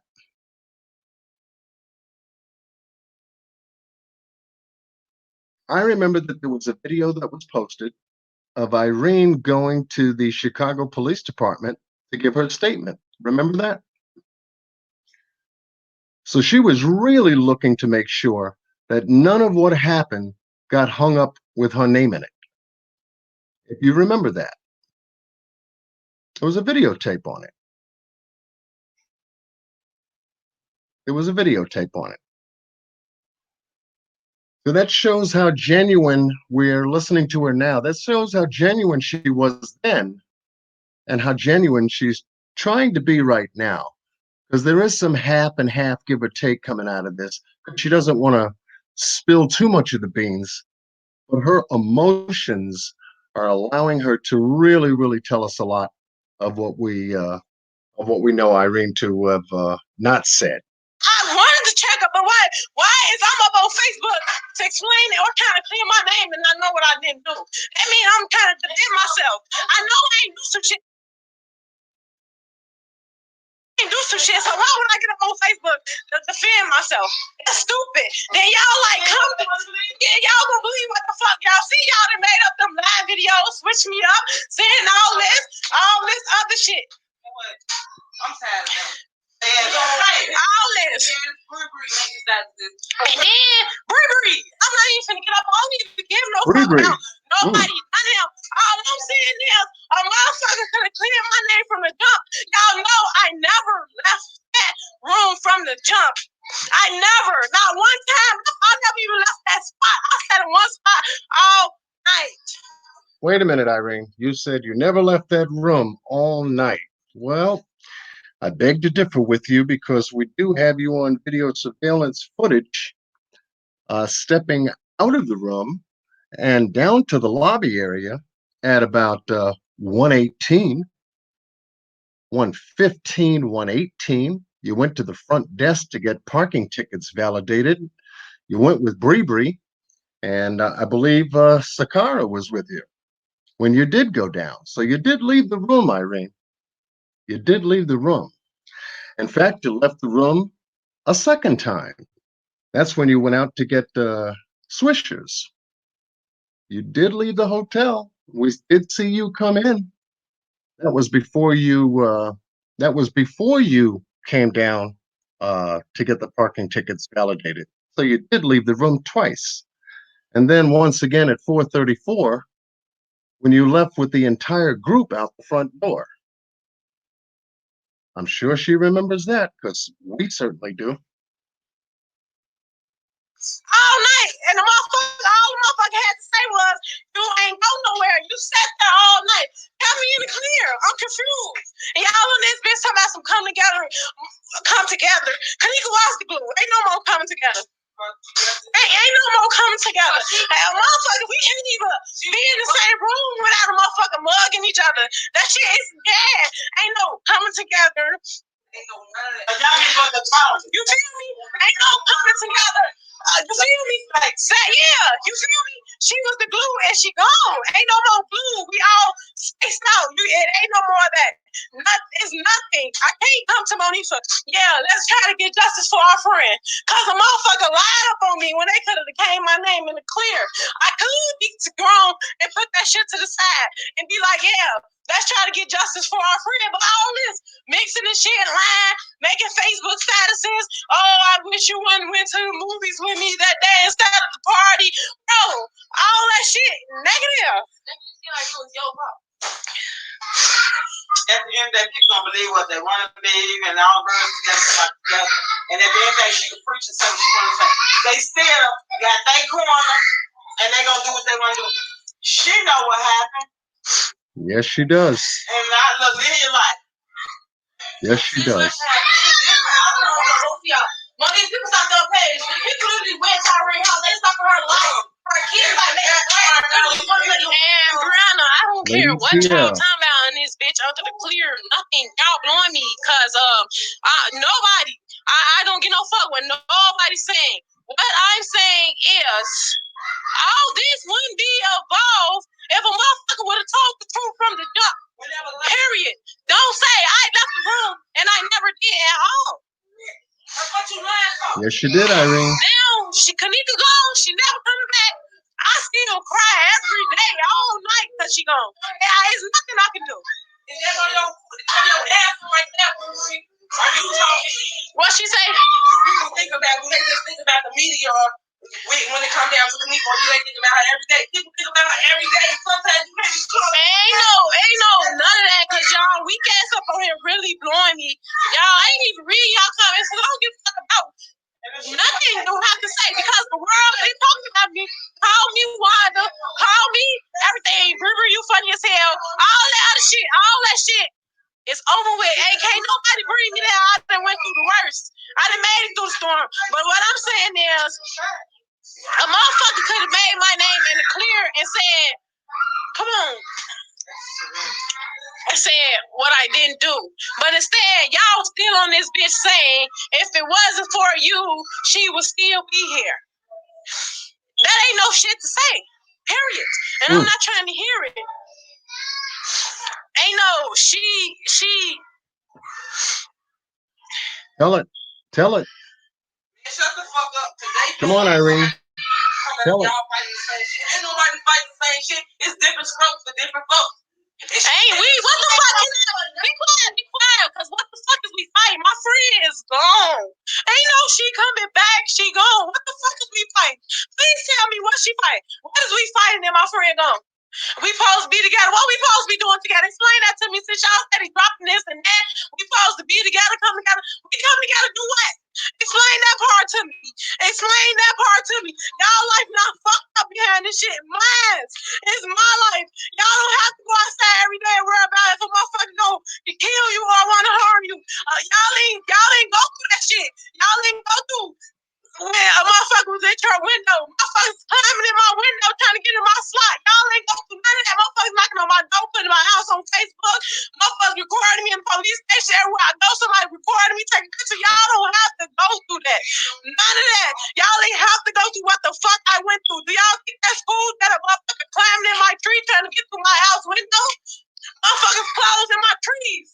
And houses in their tree and all shit. Y'all ain't going through what I'm going through. That's what I'm saying. They put that bitch down. They out there. Then y'all stay come together and tell what happened to y'all friend. What the fuck can I tell y'all? I don't know what happened to my friend. All I can tell y'all is she came up missing. That's all I can tell y'all. I can't tell y'all what the fuck happened. I can't. I'm not gonna keep telling y'all. I can't tell y'all. All I know is I got a friend, the only friend I ever had in my life. That was the only first real friend I ever had, and she gone. But that's all I can tell y'all. Now I don't even trust bitches. I don't even fuck with bitches no more. All I do is be with my sister and my family. That's it. So I can't trust motherfuckers no more. It's over with. Ain't no loyalty. Ain't no loyalty out here. That was my only friend. She gone. That's all I can tell y'all. That's all. Y'all steady asking me what the fuck happened. Come together for y'all friend. I can't tell y'all shit, but she missing and I can't keep thinking about that shit. I can't. You shouldn't think no land on top anyway. You lying friend, what you lying for? You know, if you don't know what happened, you don't know what happened. Can't nobody make you know what happened. You don't know what happened. But the fact that you lying and know somebody else, you know something. You know something. You might not know how, you know something. You feel me? You want to put no way. Even if you don't know, y'all steady commenting on my shit, though. I don't care what Monifa go through. I don't. Because I just don't. I don't. I'm sorry. I can't show her no sympathy. Because motherfuckers was not at her door. Motherfuckers wasn't in her tree. None of that. I don't give no fuck what y'all talking about. I don't give no fuck what y'all talking about. None of that. Y'all ain't go through none of that. Pointing fingers at me, saying all that. Why she ain't on this bitch vouching in? Why she ain't saying what she didn't do and what she did do? Why is her friends talking every day? Her mouth now. Why? Can't count her tongue. Why? What? That shit blowing me. Y'all ain't gotta go what the fuck I go through. Y'all don't. She don't know what y'all don't. Y'all don't. Y'all ain't on this bitch. It just blew me. Y'all don't go through. I go through. Girl, ain't that like fucking you got working hard. What about Monica though? Ain't nobody saying nothing about her. What can we say about her mama, Shakari? What can we say? What can we say about her mama? She hurt like we hurt. She lost a child. A whole child. A whole child. Sounds stupid as hell. Stupid ass shit. Shakira. What can we say about her besides she hurt? Crazy as hell. Now she hurt for real. She hurt. That's what I'm saying. Heartbroken. Yeah. Heartbroken. Yeah. Just to get her took with some bullcrap, with some fake ass friends. Friends. What's the time? Because motherfuckers thinking they crying in the safe place and all reality. They nowhere safe. Nowhere. Yeah. Nowhere. And I never said or pointed the finger at Monifa. I ain't said she did shit. Ain't nobody just saying what really happened. She walked out the room. Shakari. Who said something about her? Y'all on this bitch arguing about. And who arguing? First of all, Shakari. Second of all, I came up on this bitch because you seen what TT said. If it wasn't for you, she'll still be here. Ain't no if it wasn't for me shit. It wasn't for me shit. I'm tired of y'all keep saying what I did. I didn't do shit but stay in the room. That's it. That's all I'm telling y'all. That's all I've been saying from day one.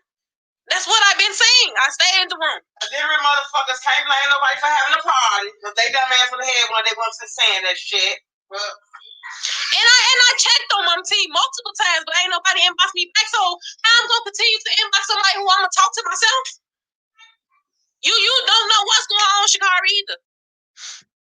Y'all making comments like and then you went up on MTV for what? What was you there? I'm confused too. You want to call and you want to taste it, let me get up on you. She did call you back when she wanted you to go talk to the. Yeah. and go on TV. That's when she started calling you. Other than that, she heard from that lady. TT said now one time when he said, TT said, fuck. Fuck them, go on, what you doing. That's why I thought she was just living life. The motherfuckers gonna say, keep saying, I don't give no fuck. Fuck all of them. All of them could burn in hell with gasoline on. If you ask me, suck a dick and die. I'm just saying, go on about your business or whatever you trying to do. Go on ahead. Ain't no sense standing on here with that. Then y'all on this bitch, like, yeah, let this float around. Let this bitch float around like y'all let everything else float around. Let's go. Then they talking about right. Hey, can you read the case is closed? Yes, it is. Only with Rosemont. The live was never about Monifa. The live was about what the fuck happened. Is you listening? You on this bitch trying to Ashley Harris? Y'all trying to put shit together. I mean, not Ashley Harris, my bad. Shanita, Nuka, whatever fuck your name is, girl. I never said shit about no motherfucking. What the fuck? Sharakabaka? Whatever your name is. I never said shit about Monifa. I said a motherfucker could have made my name in the clear. And then I said I'll beat TTS for playing me. Since the motherfucker wanted to talk, this is what happened. I never said once Monifa did anything. I never pointed my finger at Monifa. I said we all was wrong. We all did fail our friend because we was all supposed to make sure a motherfucker made it home. Yes. We all was supposed to make it so she made it home to her mama, and that's what the fuck I said. That's what I said. I never said this live was about Monifa. I never said Monifa did or Monifa said. What I said was Monifa said she could have made. I said Monifa could have said my name in clear. That's what the fuck I said. Monifa lied to everybody and said I was the one who took her out the room. Then when the videos come out, it's Maya searching. That's what the fuck I said. Drag your name in the dirt. Fuck. That's what I said. Y'all ain't had nothing to say. Still ain't got shit to say about her leaving out the wrong way. Fuck, that's what I said. I'm not dragging Monifa's name. They keep on saying, I read. Fuck all of them. Fuck all y'all. Suck a dick and die. Y'all don't make no shit. And whoever want to bump, inbox me. Let me know. Fuck all of them. Cloud chasing. That's it. I ain't got nobody to add my 2 cents. Half your bitches weren't even there. And you just want her to say she lied. Thank you. I just want her to say she lied up on me. That's all. I just want her to say she lied up on me. She knew I never left out the room. That's all. That's it. That's all. It's not our fault. But we failed Kenneka because we supposed to make sure a motherfucker went home. We all is wrong. We all, as her friend, separate individual friends at that, was wrong. We thinking. That's true. She in good hands. When she came, you failed us. Yeah, long live Queen Nika. Long live her. It failed. Yeah. That is for sure. But y'all gonna think what y'all want to think. Y'all can suck my dick. I can bash scrap, but I can fuck you all. Long live my shorty. I'm out on my key. And that is what Irene had to say. She said a lot. She got right to it. She's not putting up anything, so to speak, when it comes to Monifa. She's not pointing any fingers. That's a good one. But yeah, Monifa's stuck. Monifa is stuck. Monifa is stuck. What I just played for you, shout out to, let me see who this is, who posted that. That was in parts 1 and 2. I'll get that. I'll get that at the end. I will get it at the end. But you heard the full live. The full live, because it came in 2 parts. The first part was, well, the first live that I came across was about 15 minutes long. This had 2 segments, well over 13 minutes long. So you got the full live from Irene tonight. Okay? So without further ado, let's get to the one who's stuck. That's Monifa.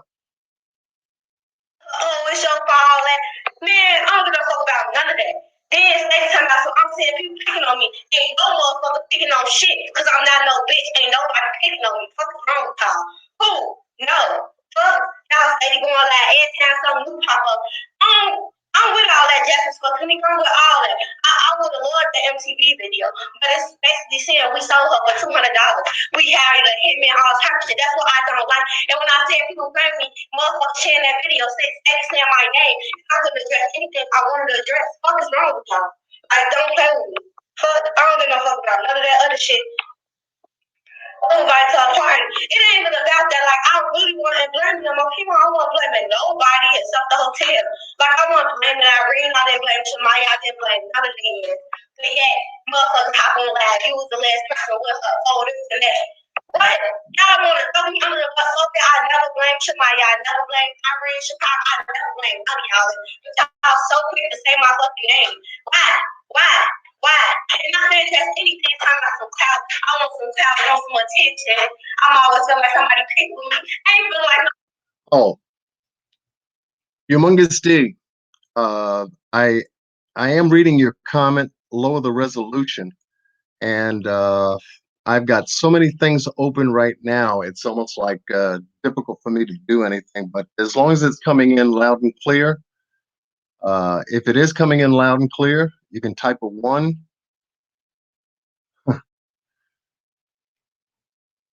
Make sure that you can hear it.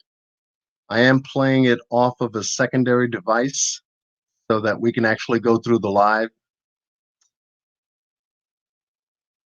But I appreciate the feedback on that.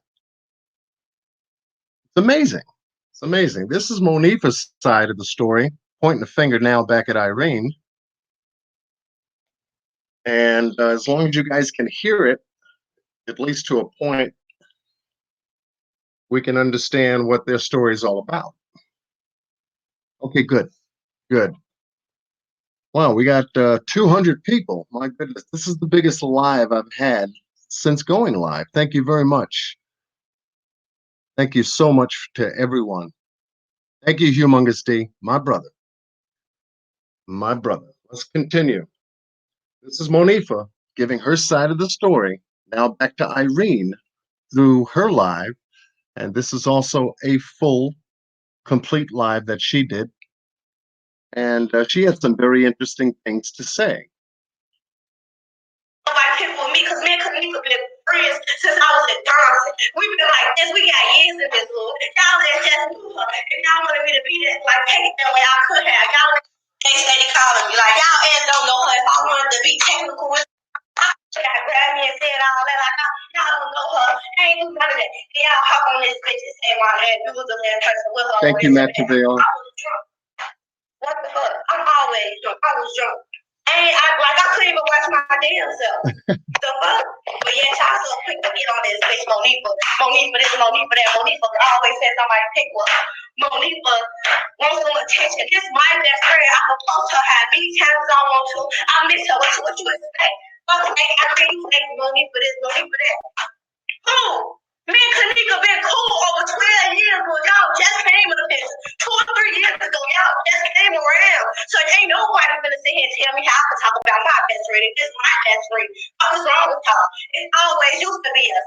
Only how we even started knowing y'all, she wanted to get more friends. I met all her through y'all. If y'all want to be I met Kenneka through y'all. It was used to be just us.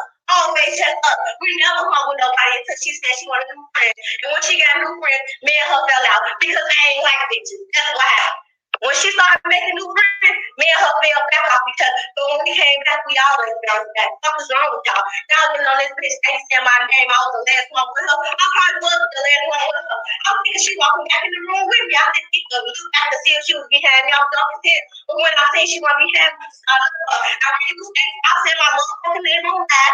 All y'all let's stop saying my name on that because ain't nobody gonna do shit to me. The fuck is wrong with y'all? I don't even do this facial shit. Then y'all steady blaming each other. Y'all ain't even blaming each other. Y'all blaming me. Like, I did not want to blame y'all, though. Like, I never said it's y'all fault. Never said Irene is your fault. Never told Shamaya it's her fault. I never said it was none of y'all fault. What is wrong with y'all? That shit's so irritating. I just said I'm not finna go laugh or none of it. But bro, if y'all wanna be technical, y'all don't even know Kenneka for real. Y'all don't know Kenneka for real. Me and Kenneka been best friends since 12 years ago. Y'all say talking about I always say somebody picking with me. I want some college. Ain't no college. I don't like how they end up. I would have been happy as hell for the MTV. But basically they said her friends sold her. We hired a hitman said we sold her. Yeah, I'm gonna be pissed off. And people sharing that shit, saying my name, so I'm gonna clear that shit up. I'm gonna address it. So can't nobody tell me shit. I can say what the fuck I wanna say, regardless. So like I'm trying to see. You're welcome, A44 girl. You're welcome. Like, what? I never blame none of y'all. Y'all that so funny getting on this bitch want to say my name. That shit's so petty. It's roach and it's petty. Like that shit's so petty. I always come out. I think it's somebody people me can't no motherfucker pick with me. Fuck you talking about. I get busy for free. And I do have this kind of motherfucker. So if you ever feel like I say somebody pick with me, ain't nobody pick with me. Y'all wanna voice y'all opinion, I'm gonna voice mine. What is wrong with y'all? I never feel like nobody was picking with me. Okay, one, I never said nobody was picking with me. I said motherfuckers got on here sharing that shit, saying my name. What is wrong with y'all? Y'all always want to make it like I was with you. I'm a talk that I'm like that screen.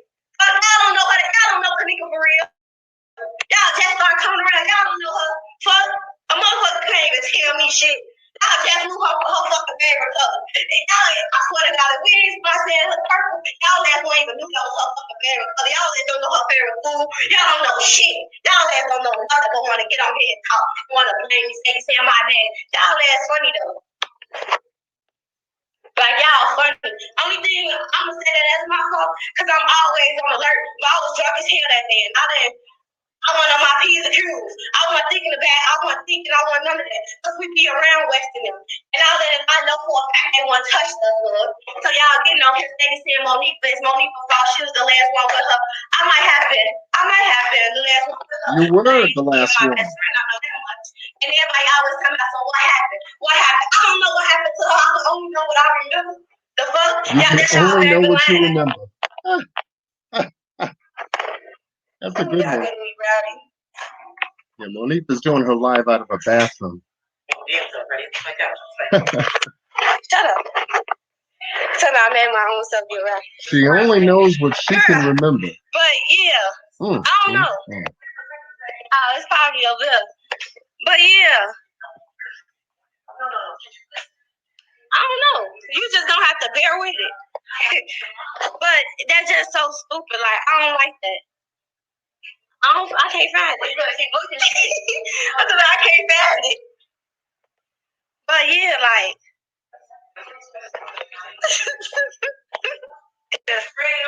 Oh, damn, it is right here. I'm tweaking.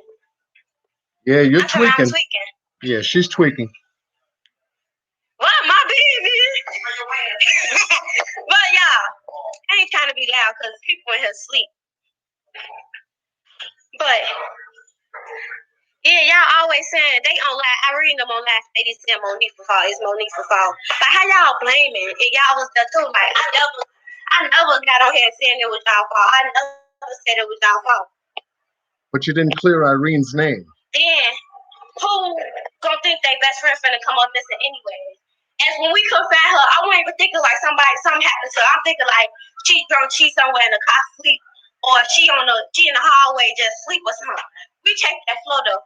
Ain't nobody tell me I ain't look for her. Okay, what y'all talking about? I look for her. I don't get no fuck what y'all saying. Y'all think I didn't look for her, y'all are fool. I just wanna know why Irene on live said my name, blaming me when y'all was there too. Like it shouldn't even be no if y'all wanna point fingers, point at the hotel or we all was there. I didn't think that y'all did anything to her. Not one said in the doubt of my mind that Irene killed her, set her up. I know said Shakari killed her and set her up. I know said Maya killed her and set her up. I know said Bree killed her and set her up. Like, I don't get why y'all always saying my name. My name. I ain't reading no comments. Yeah, she's worried about her name. Because it's too home. But I just want to know why. But you couldn't get Irene off the hook. Why? Huh? Like, why? And it's so frustrating. Like, it's so irritating. It's frustrating me. My adrenaline rushing and stuff. Like, it's so... I don't even get on Facebook and do this no more. Like, because people going to think what they want to think anyways. I just find it like, why? Like, why every time some new cop out about Kenneka, y'all say my name, y'all get on her. And Monifa was the last one with her. Monifa said her. Monifa did this. Monifa did that. I have every right to say something back. if I want to. Like, and then, like, it's just irritated. And I'm so calm because it's irritated. And yeah. Shut up. But my sister laughing. Yeah, she's really concerned. They don't even want me to laugh, but like, I just want to know. Kenneka asked me to go to the show with her. My hair wasn't even done. I knew I was coming outside. She told me we was going to the show. And when we got to her, when she got off work and she came to pick me up, we went to her house and she was like, "You want to go to Irene Hotel for our hour?" I thought we went to the show because my hair wasn't done. But I'm looking like, fuck it. I let her sister fly down my head and still went because of the simple fact she wanted to go. But like, Lenore did her hair. Like, I don't. Put it in a ponytail. I'm still not gonna blame y'all. Like, I'm still not gonna get on here since y'all want to say it's my fault. It's y'all fault. Like, I'm still not gonna do that because I know that it ain't y'all fault. It ain't my fault either. The only thing I could say is I was watching my best friend how I should have. But at the same time, y'all gotta get what I'm saying. Like, I was drunk too. So it's two drunk people. Like, when you thinking, like, you not gonna. Like, I wasn't thinking like something happened to my best friend. I wasn't thinking it. When she went in that room with us, I'm thinking like, oh, let's go look for her. She probably somewhere to sleep on the couch or somewhere. She went in the couch. But I guarantee you not. Me, Shamaya, and Riri, we looked for her. We was in places we weren't even supposed to be. I know we weren't supposed to leave that hotel, but her mother asked us to.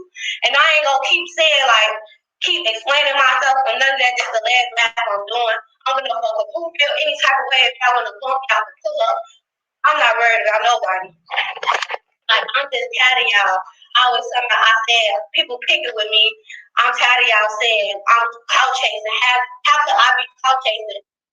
How can she be clout chasing? That's something else. Well, that was Monifa's side of the story. Now, obviously, she's got some issues. She was the last person to be with Kenneka. That's a fact. She was the one who picked Kenneka up off the bed and took her out the room by herself. That's a fact. What's going to make that a fact is the next live, which Shamaya did.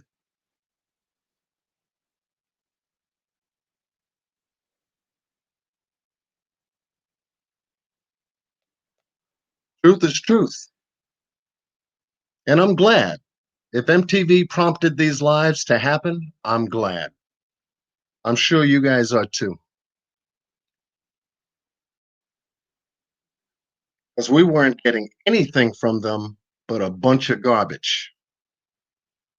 And all of a sudden, they decided to talk almost back to back. As soon as Irene went live, Monifa, wow, for someone that doesn't use social media and get on lives and do this, that, and the other thing, well, she certainly got on live. Well, let's see what Shamaya has to say. Because Shamaya had some very, very interesting comments and statements regarding Monifa and the night of the party. So let's get to it. Yeah, get the fuck on.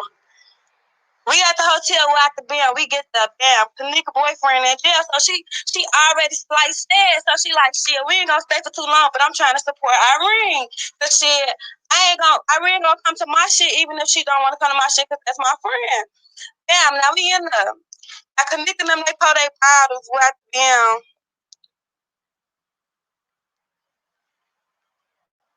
Come on, Shamaya. Give it to us. Now they pouring their cup through at the end, woo woo. They drinking this shit. Now, motherfuckers get to comment. Now me and Kenneka, we looking at each other because we don't know these people that's walking in. It's a lot. And it's this boy named Killer Party. It's both their party because they do a party together for their birthday. Bam. Now we all sitting up in a room where at the bam. Now that bitch getting real crowded. So we so we sitting there and shit. Now, come on, tell it. The party get to get over fucking crowded. A lot of motherfuckers coming. Erica, you can get the fuck on. Fuck is you talking about? Now a lot of motherfuckers get to coming and shit. And now Kenneka text me like, I'm ready to go. I'm like, I am too. Now we sitting there shit. Now we just sitting there, she getting drunk. Now she like, I need to take a nap because I'm too drunk. She like, I'm too drunk. I ain't gonna be able to drive.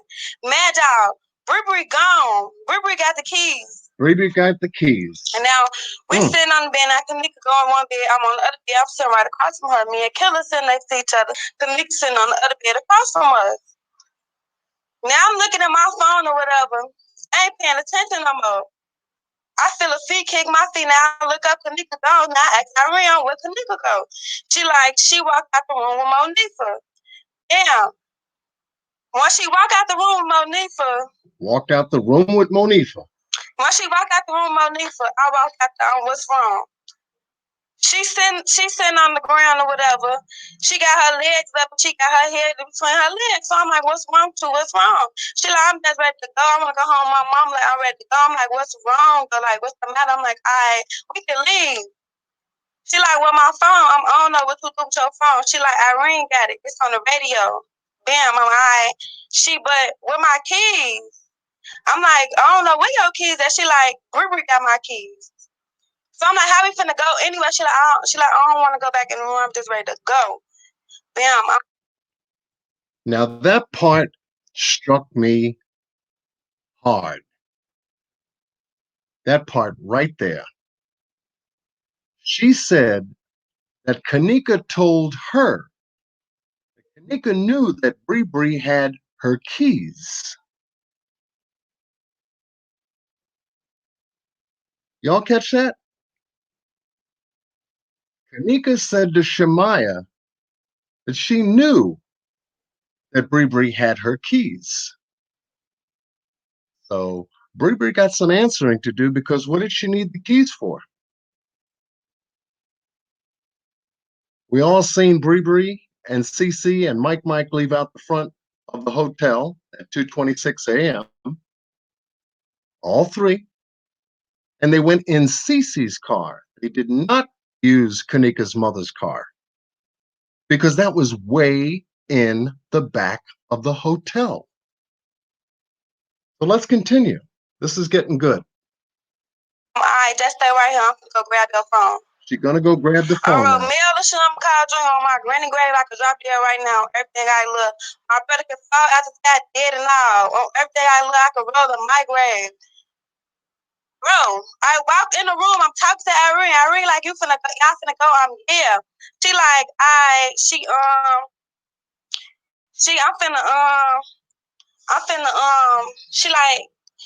like, y'all finna go. I'm like, yeah. She like, all right, I love y'all. Be safe. We're at the down.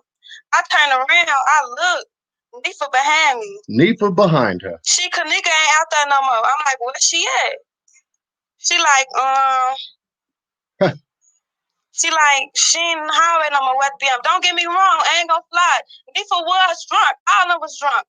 But at the same time, Nifa was acting over super drunk. Like, she's so fucking lost in the sauce type of drunk. So I'm thinking, okay, cool. She cool.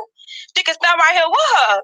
So I looked out in the hallway. I look on both ends. I'm damn, Kenneka really gone. What the fuck? So I look at the elevator. It ain't no numbers or shit on the elevator. The elevator don't say if it's going up or if it's going down. So I walk back in the room. I'm like, shit, Kenneka missing. Motherfuckers thought we was playing though. Like, motherfuckers, they take that shit serious at all, so they continue doing what they doing. So shit, I walked out the room. Once I walked out the room, shit, I was looking for her on my own. Then that's once Nifa came with me. We was on the elevators. We was looking for her. Once we got to looking for her, we went back to the room. We said it again. That's once motherfuckers start walking out that bitch. Now we thinking like, damn, okay, they finna help us. Oh my grandma, motherfuckers got to leaving. Ain't no motherfucking help with shit. Only Irene them got to looking. Yeah, I guess they got scared shit. Like, they thought a motherfucker was playing for real. And everybody left. That would be about maybe 3:53 a.m. Her mama said, her mama in the exact hotel words lobby. was, bring me my car. At 4:34 a.m. Bring me my car. 4:34 a.m. in the morning.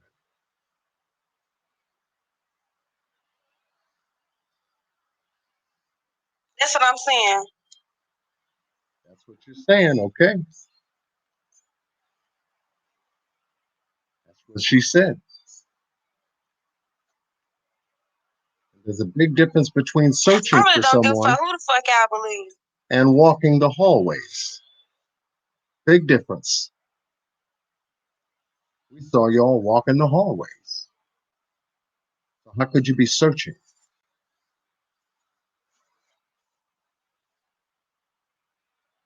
And as many times as they passed that front desk, they never notified the front desk or security. In fact, Erica, you won't smack shit. I don't know who the fuck. I don't know who you hoes think I talk to. Y'all, they talk to me. they walked past security twice. Never said a word. Come on, Shemaya.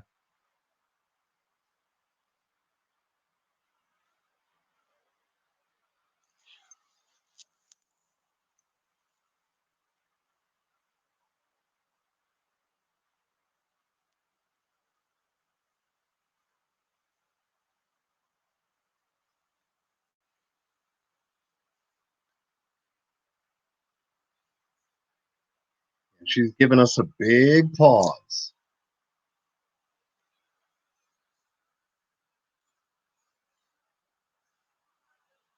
Whether this was taken on Snapchat or Instagram when she did this live, she told a lot. Also points the finger at Monica. At the end of the day, when none of y'all asked to see what the fuck happened, how that shit happened, I don't give no fuck who y'all believe and who y'all don't believe. Y'all ain't putting shit in my pocket or doing shit for me. Y'all are sweet for real. Putting shit in your pocket. Ooh. Nobody giving her no money. No props. At the end of the day, I ain't putting no energy towards shit. That's a wrap. So I wanted to go over these lives because these lives definitely gave us some great insight. Excuse me. Some great insight on what these three young ladies told us. And I was truly hoping that Bree jumped on and did a live and said something about those car keys. So unequivocally now, we know Bree had the car keys. The phone was in the room, and Kenneka knew that Bree had the car keys. I'm just trying to figure out why Bree would have the car keys when she wasn't the driver of Teresa Martin's car that night. To the hotel. Not from the hotel, to the hotel. What does she need the car keys for? We did see Bree leave the hotel out the southwest entrance almost close to 2 a.m. that morning, meandering the hallways. What did she go out there for?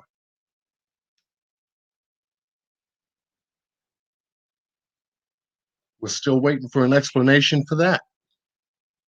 And why she kept the car keys when she went out with Mike, and Cece. Why didn't she give Kenneka back her car keys when she went back to the room the first time she left? See, so yeah, I was hoping that Bree did a live so that this way she would clear up her side of the three stories that we just heard. You see? And if Bree or Shemaya or Monifa or Irene is watching tonight's live with well over 200 people in it, yeah, we're getting the facts. But yeah, Bree needs to come clean too. She should have said something on MTV, but she didn't. She gave us a piece, but not the critical piece regarding those car keys. Regarding those car keys. So now, let me see where I want to go. What we need to do. Since we heard that, Oh, and by the way, this was let me go back a bit. Ifa, that's her most recent hairdo. I wanted to make sure everybody took a look at how concerned she was. Irene,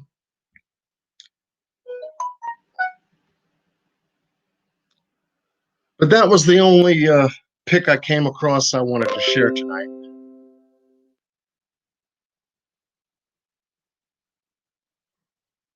Because that was an image that came across, and I said, oh man, that's what it's all about. Nature of the streets in which they live. That's what it's all about. Right there. That's what tells me a whole lot about the story. It tells me something about a setup.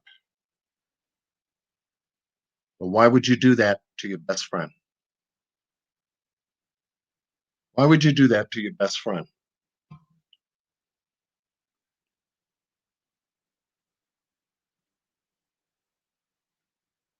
Yes, David. Shout out to David Dewberry. Her frustration is a sign of guilt. Truth directs your energy and emotion and your attentiveness. Lashing out at viewers means knowing the truth. That's what they do. Absolutely. Absolutely. But as far as we know, the YouTube world knows, and I'm sure that it'll get on the Facebook somewhere, Snapchat, Instagram, you name it, whatever social media platform it is, this young lady is stuck in a box she can't get out of. She was the last one in the hallway with Kenneka. And I believe that there were other people in that hallway with them. Most likely the dudes that maybe Trey Gang pointed out in his live. Most likely. But let's get on to some other things I wanted to show you. Kind of running on good time so far, but obviously,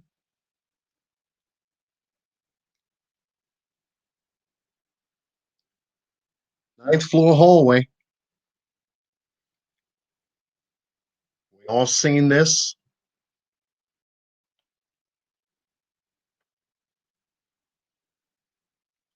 What I wanted to show you was something that I did come across on the ninth floor, because as I was listening to the lives, I was actually picturing these girls out here in the hallway. Oh, oh, this was very interesting. I don't know if anybody caught this. This was interesting. Let me show you something here. This is the elevator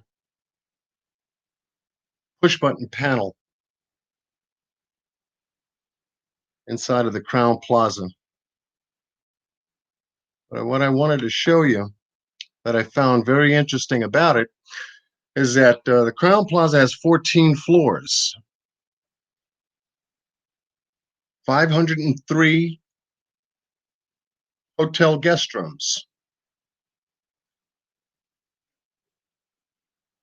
But the interesting part that I found about this elevator control panel, I'm going to see if I can blow it up. Obviously, you see the button here,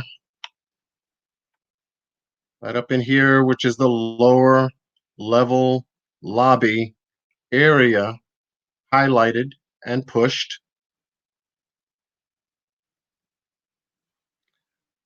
What I wanted you to see was not so much the lower level button or the lobby button, the main floor button, but I wanted you to see these buttons here. down below here. And I looked at that and I said, wait a minute.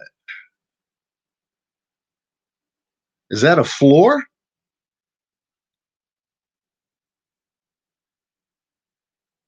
Does anybody see that where my arrow is? Then I got a push button for nothing that indicates it's a floor, but it looks like it has a person, a symbol of some kind, like a head or something like that. Wonder if it's for maintenance, possibly. That caught my attention. But the button that really caught my attention was the one beneath it. This one. Now, can anybody tell me what they see that button say right there? This lower button here?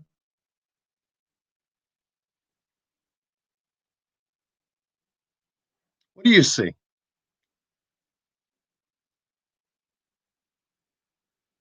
Because at first I couldn't make it out.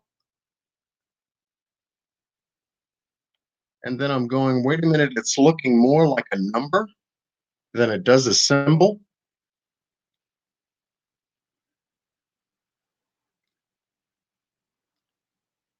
Can anyone identify what this symbol or whatever that is inside of the button? Right there, if you can see it.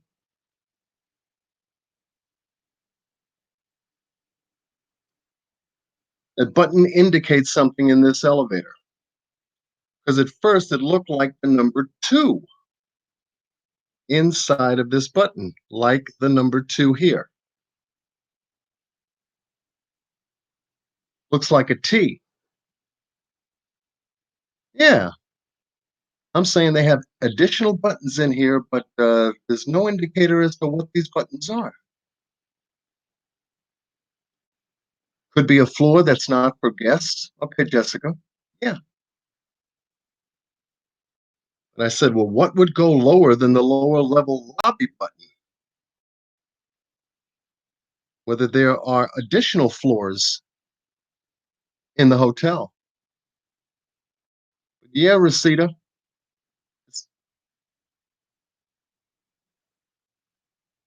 Happy Chris said it's a triangle Illuminati.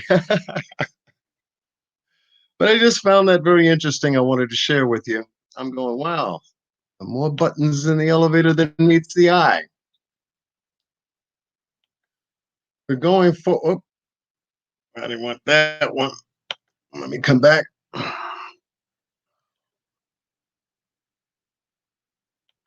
Going back to the 9th floor. That's not the one I wanted. See if I can go forward. Maybe I'll find it. But I wanted to share that with you because I found it very interesting to say the least.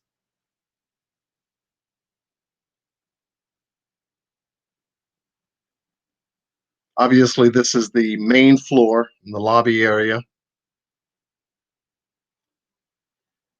We know going in that direction here to the left goes to the pool area.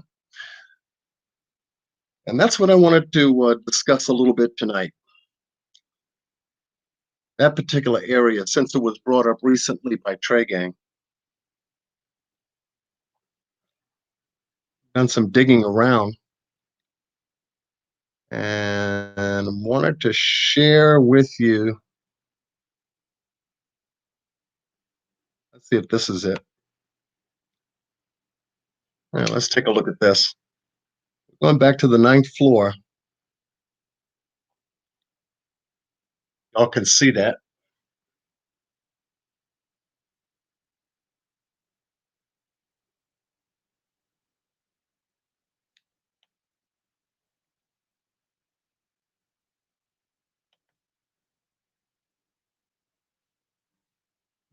Not letting me show what I want to show.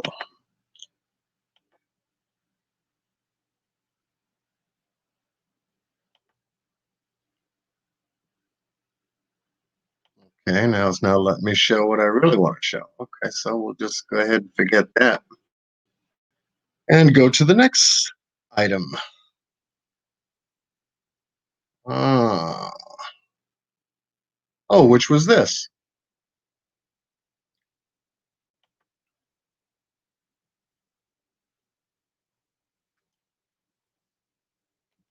Everybody see that?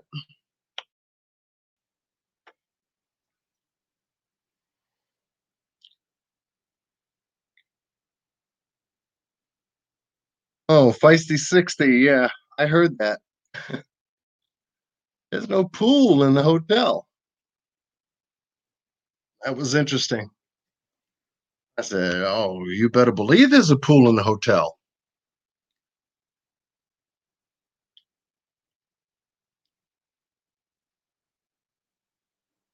You better believe there's a pool in the hotel. In fact, y'all can see what I'm showing you right now, which is the outside patio and garden area. And right up into this corner here, where my arrow is the one and only, the infamous pool area. Those are the outside doors that go directly into the swimming pool area from the outside patio and garden,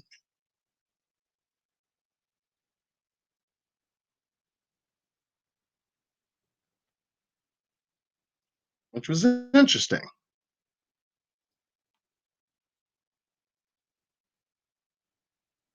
And that's what the outside garden and patio area from a different angle looks like when you go further out into this particular area.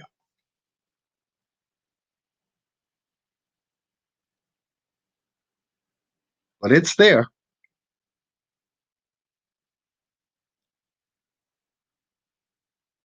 It's there.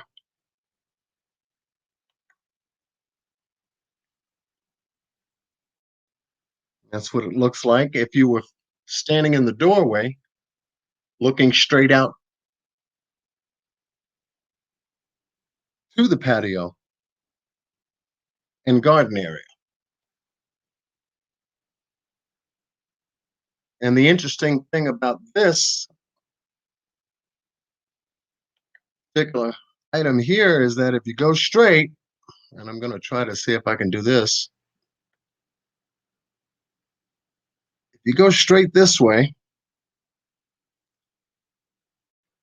right up in there, that would go directly into the parking lot area, the side parking lot area around to the back of the hotel.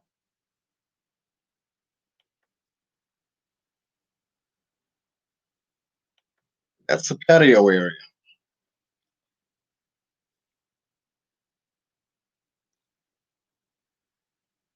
Oh, looks like the file was moved. Really? Okay. Okay. All right. Maybe YouTube's playing some games with me. Let's see if this will work here.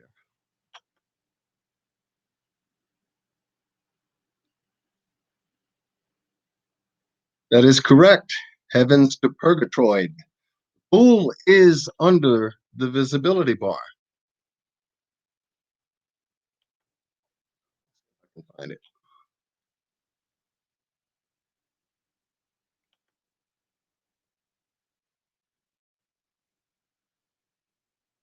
This was an interesting item here because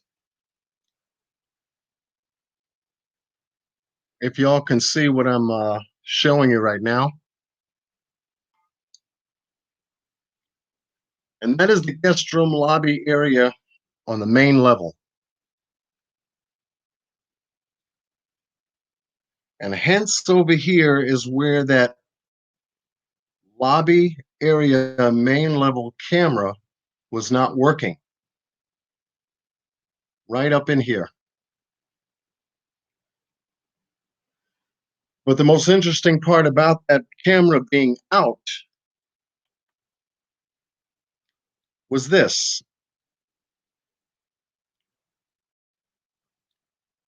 Now, if y'all can see that, this is the atrium coming from the guest room elevators. Y'all can see that. And in this particular area, as you cross the atrium, it'll take you right directly into the lobby area where there is a camera. But the atrium here does not have a camera.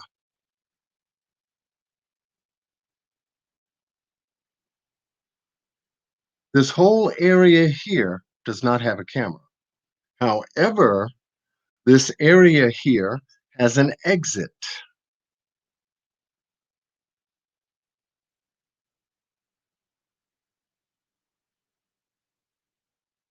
This is an exit area.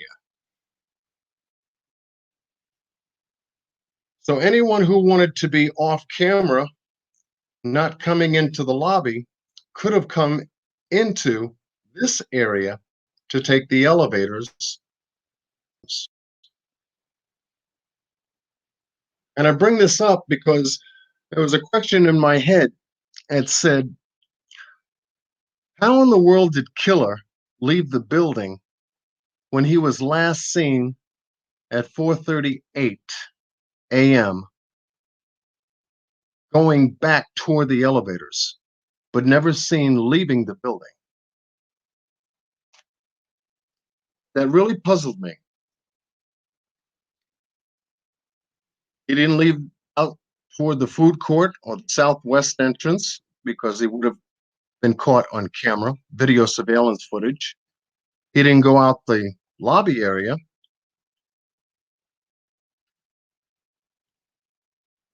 How did he leave? Until I came across this particular area and I said, there's no cameras here. And anyone getting back and forth between the elevators and this area, it's a blind spot.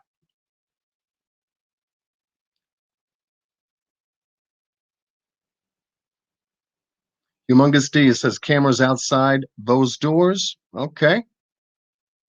All right. Wasn't listed on the camera list.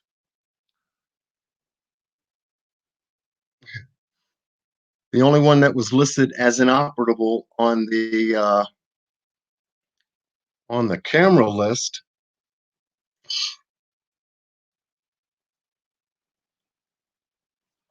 these cameras here. Those are the ones that they made a list and a report to the Rosemont Police Department on the 14th of October.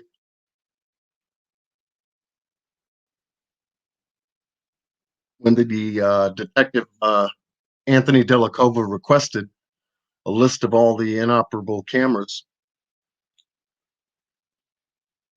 So you've got the coaster kitchen, stairs, dock entrance, no camera. Freight elevator, lower level freight elevator, no camera. Main elevator, that's the area that we just got finished showing you, no camera. The back office, the employee parking area, and laundry room 2 camera.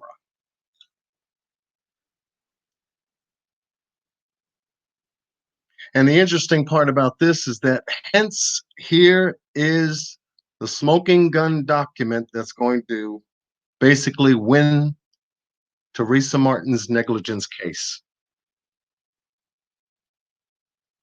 One of the smoking documents, but one of the main ones.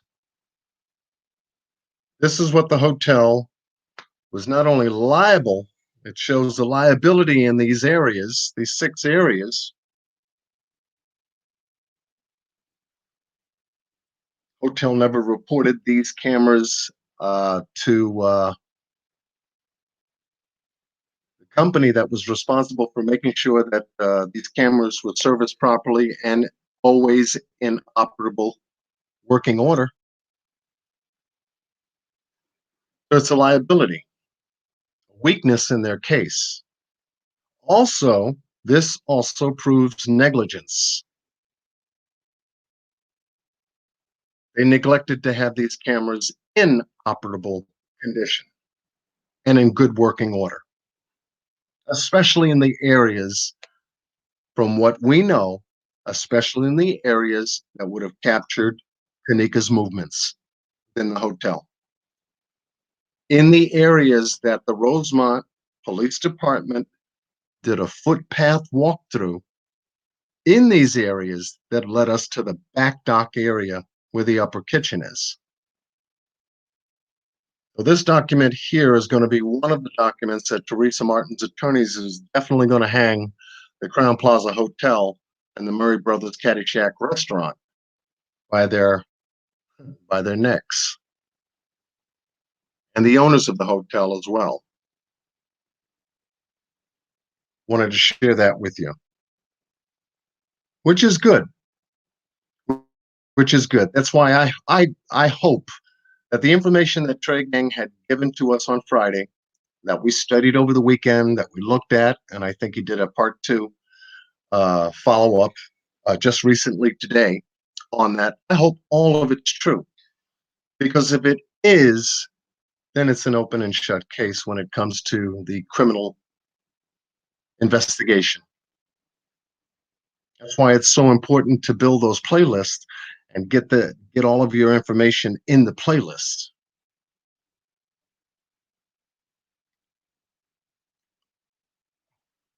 One little thing before we get ready to wrap up. I don't want to keep everybody because it is a work day tomorrow.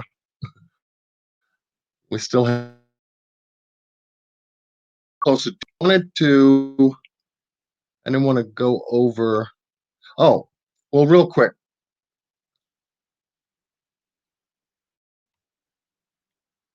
Real quick. See if I can minimize this. Okay.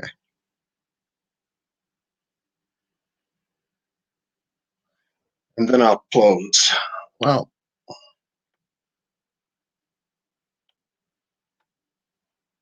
if I can move this over. Okay. All right. Can everybody see that? I'm trying to give you a powerful live tonight. Yes, thank you, Malika, for saying that. We had a lot of people in here trying to get things wrapped up. Okay, this is the court complaint. Obviously, as you can see, if you can see it, type of one in the chat if you can see this. Let's see if we can get this squared away.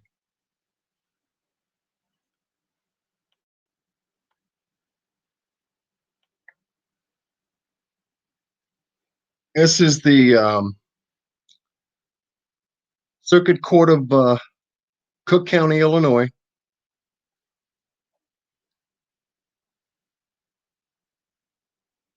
Yes, you can see it? Okay, great. And there seems to have been, I'm not going to see the chat for a second. Well, let me do this. Come back and get myself reorganized here. I just wanted to share with you a piece of information pertaining to this.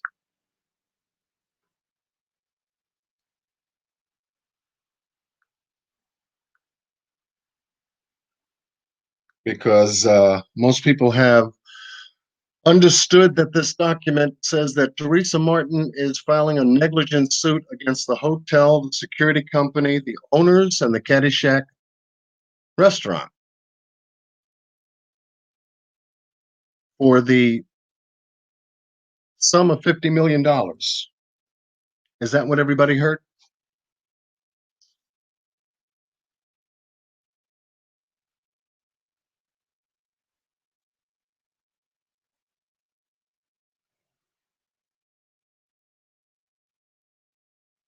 Y'all can let me know, type of one, type of one. Yeah, $50 million lawsuit. And so, I can find myself. Yeah, I can go here.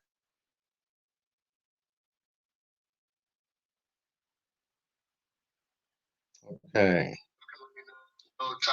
All right. Get that down. All right, now I can see the chat from a different angle. I'm gonna blow this up a bit. You can see the whole document. Okay.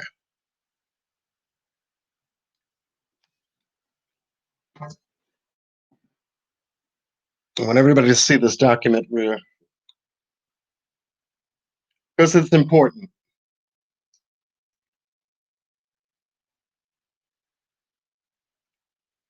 It's important. Okay. Getting to that. This was filed December 11th of 2018 at Dorothy Brown Circuit Clerk, Cook County, Illinois. And it states the plaintiff, Teresa Martin, as special administrator of the estate of Kenneka Jenkins, deceased. Versus, obviously, we already know, going to be the Crown Plaza Hotel. That would be CPO Hospitality.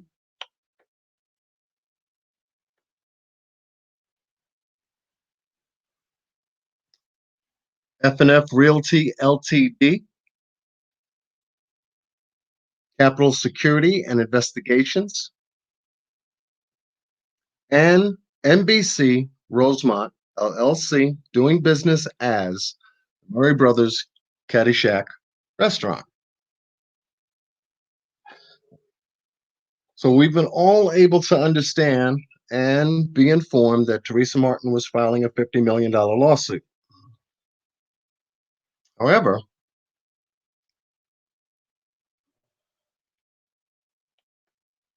there are, and this is the complaint that she filed, and demand for a jury trial by jury.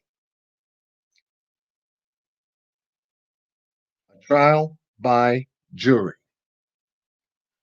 We know that it is an active case and still going on, and we may be even hearing some great news coming out of this this year, most likely before the summer. But what I wanted to do is not so much go over the complaint. I'm sure that there are enough other content creators that have gone over this document. I believe Andrea's analysis went over this, along with Corinne Harris. She went over this, and a number of other content creators have gone over this document. But what I wanted to just share with you,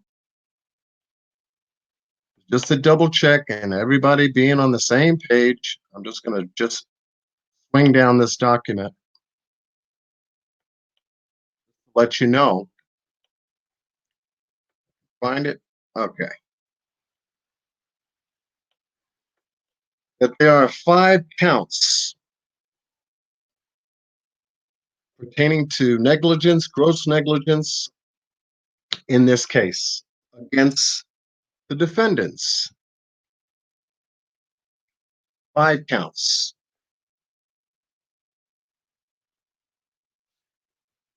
Just wanted to share with you, as I scroll down, each one pertaining to each of the entities in this complaint. Crown Plaza Hotel is one of them. And it talks about their failure as a hotel and its employees and or agents and the other defendants along with them, that they could have prevented Kenneka's death.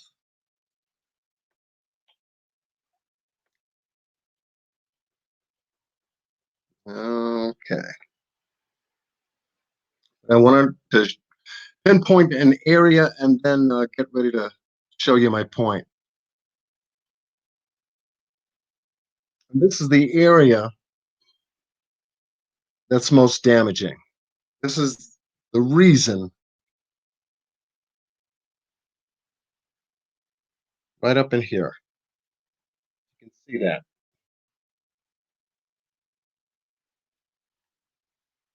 Conscious and physical pain and suffering and death, severe emotional injuries, mental anguish, mortification and humiliation, embarrassment and denial of social pleasures, economic loss, including wages, medical expenses, past, present, and future, exemplary damages, punitive damages, the big one, attorney fees and cost, loss of love, society, and companionship, reasonable funeral and burial expenses.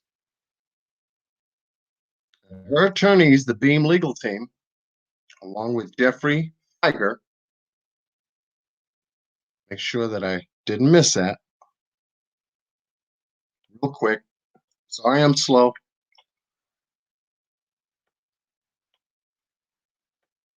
I think I'm in the Caddyshack. Nope, I think I passed it. Let me back up one real. Bear with me.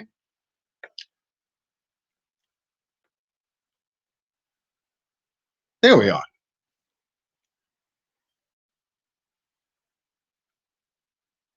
Loss of gifts. Let me see what else is up here. Yeah. Loss of gifts, gratitudes, and other items of economic value, and all other damages allowable by the law. Now, this last part, number 54, is what I wanted to focus on. And part number 54 states Crown Plaza defendants, excuse me, Crown Plaza defendants are vicariously liable under the doctrine of respondent superior for all negligent acts committed by their employees and or agents when acting within the course and scope of their employment. Wherefore, plaintiff respectfully requests that this honorable court enter a judgment in favor for the plaintiff and against the defendants in an excess of $50 million, exclusive of cost, interest, and attorney fees. Y'all get that? Y'all get that? Just type of one real quick. If y'all got that, just give me a heads up so we can move on.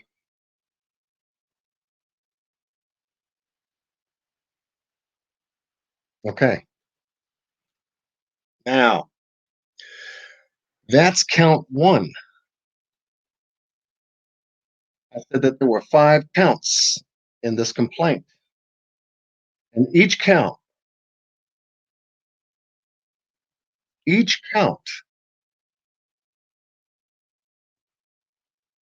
her attorneys on each count, wherefore plaintiff respectfully requests that this honorable court enter a judgment in favor of the plaintiff and against the defendants in excess of $50 million for each count. Not the entire complaint is 50 million.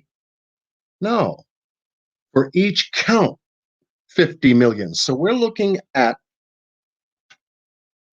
a gross negligence lawsuit filed by Teresa Martin against the entities in excess of $250 million total.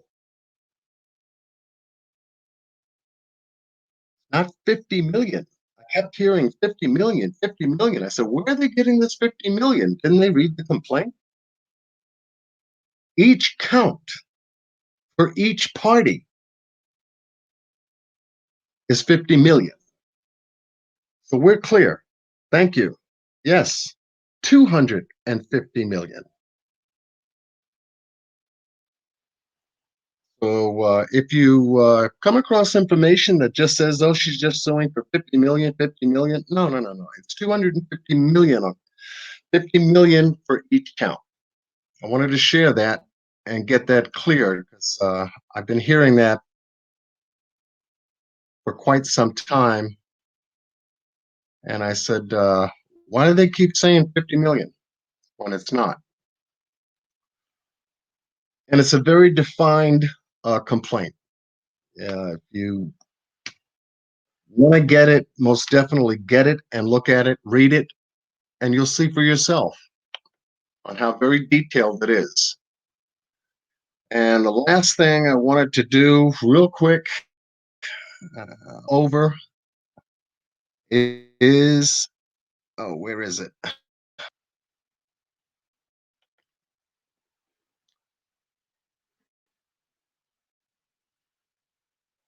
Just to share with you some information about this swimming pool, and then we can close it up.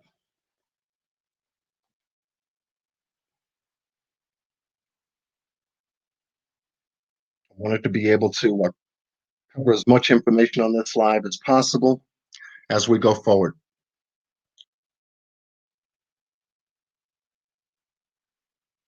But I'm just going to see if I can get this started here.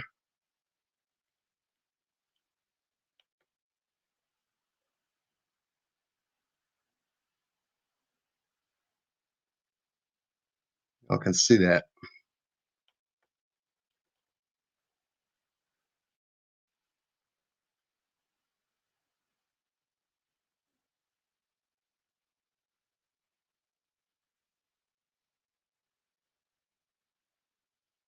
Hmm. I'm a little spot here.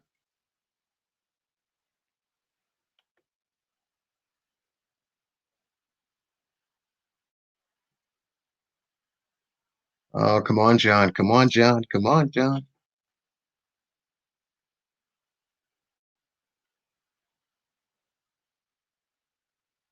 Oh, yeah, right in front of me. The daggone thing is so transparent, I couldn't see it.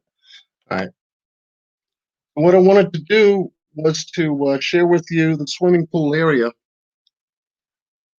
to give you an idea of this inner piece. I went on Google this afternoon and tried to cover some information about my findings in this swimming pool area. As you can see, because I was looking for cameras, which I didn't find any, I wanted to know how big the inside was to give us an idea. And as I pan across in the upper window area, which you see right now, that would be the southwest hall entrance where Monifa, Shemaya, Kenneka, and Bribri walked up. And as the windows continue to go across, that would be considered the visibility bar where the food court is.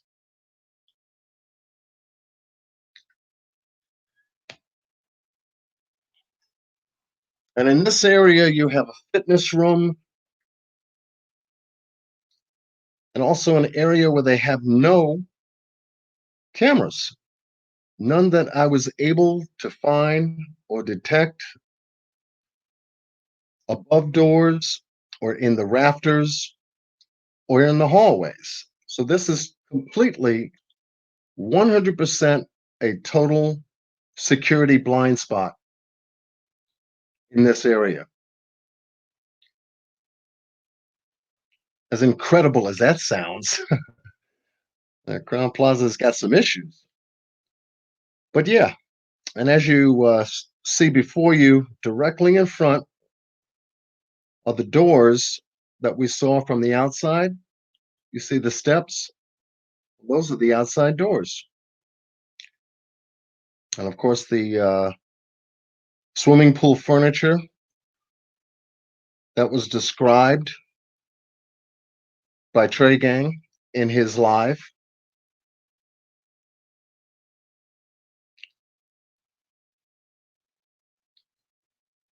Very distinctive and descriptive in his live. And as you see, panning that area again, the visibility bar, and then the lower area where the footpath of the swimming pool is. Signage in the pool area covering rules and regulations. Back toward the fitness center that you see before you. So I was looking for other doorways, other access points. That was another reason I came in here to take a look at this area outside of the main entrance doors that we talked about earlier that go out to the patio and garden. And if you zoom in and begin to focus, there is a door, as you can see, I'm zooming in at below the visibility bar. And I found one door. It looks like an access door. I'm not sure if that's a supply closet for the lifeguard or any kind of equipment in there.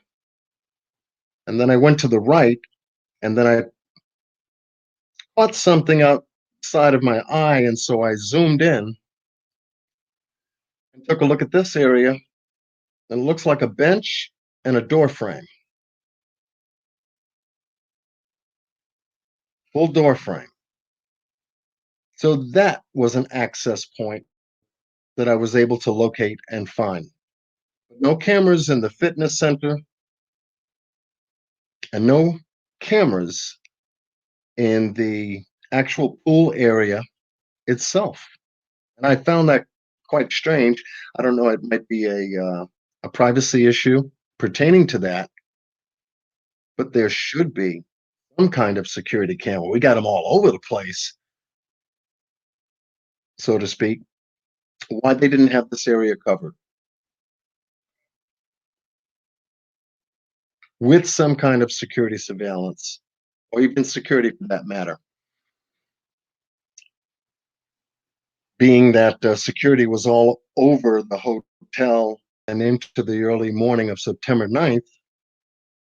Part of their job is to also come into this area during their rounds. And so I'm showing you the rafters and areas that I truly looked, edges, high beams, any place where there would be a camera,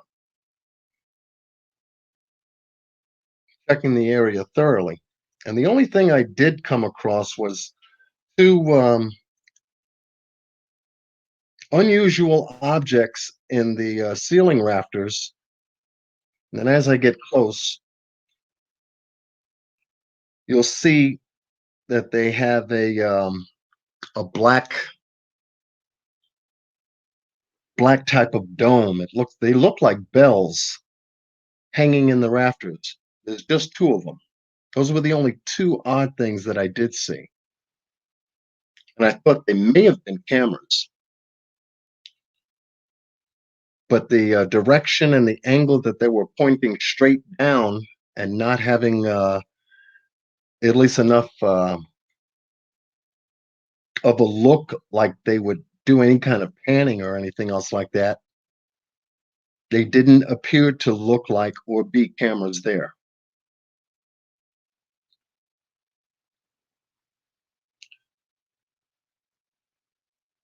So I wanted to share this information with you just in case. Well, did anybody ever do a video on the actual swimming pool itself? Did they ever look up in the rafters or in the ceilings or in the corners or above the doorways or the windows for cameras? Shouldn't there be cameras there? And I thought that was one here up in the corner, but it was part of the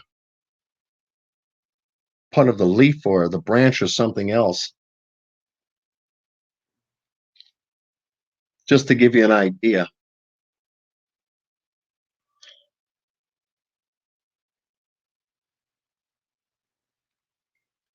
I wanted to share that with you, and also just panning back and forth, just looking for access points.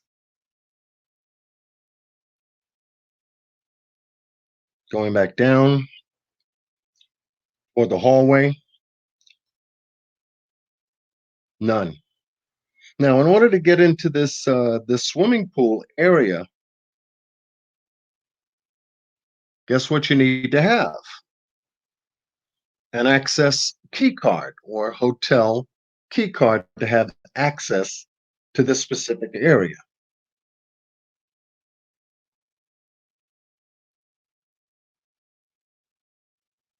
And as you go down this hallway, cameras beyond the doorway, up in the ceiling rafters, across the windows, ceiling beams where the steel girders are. Nothing.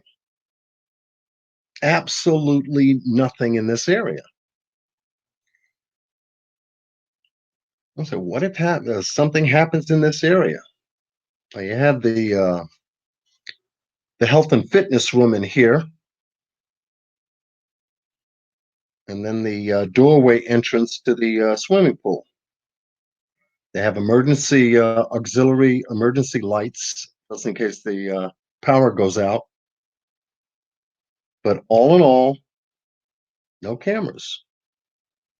However, there's an access door on the opposite side of the fitness center. And this door also has a ramp that goes down the hallway back down toward the lobby. That'll take you back down toward the lobby.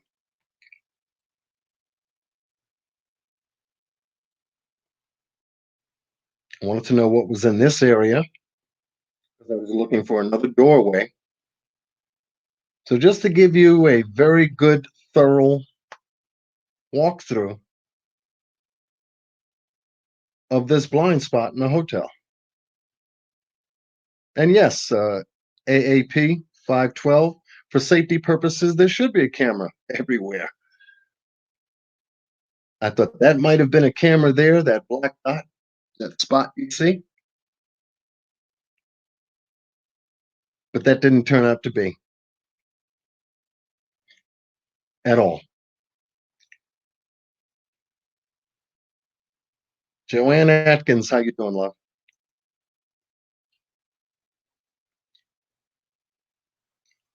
And so going back and forth in this area, then I found this door, which is an electrical utility door. That was the only door that I found in this area that gives access to this area. Where it goes and what other end it comes out, I'm not sure yet, but we're looking into it. And once again, you could see the door does take key cards to gain access to the health club.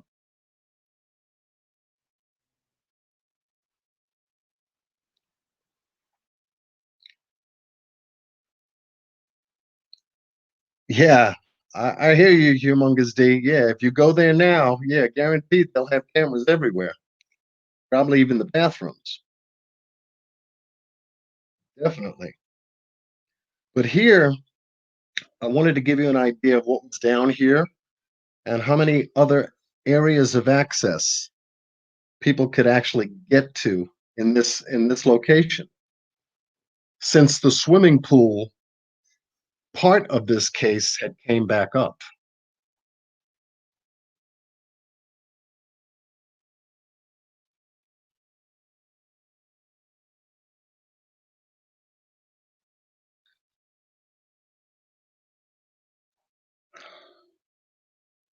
And that door that goes up that ramp off to the right, still looking into finding out what that goes to, where it leads to, and if there are other access points.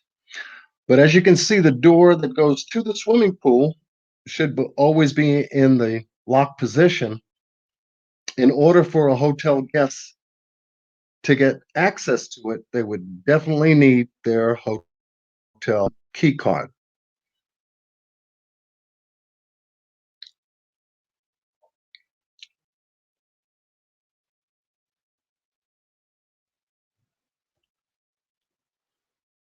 I wanted to check and be sure during my walkthrough in this area that that's exactly what I would find. And obviously, whenever you're doing an investigation, you want to make sure that you dot your I's and cross your T's. And lo and behold, that door takes a key card.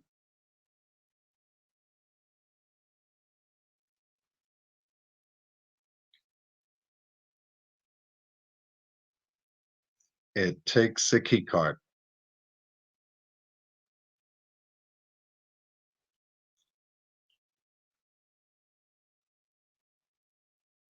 Okay.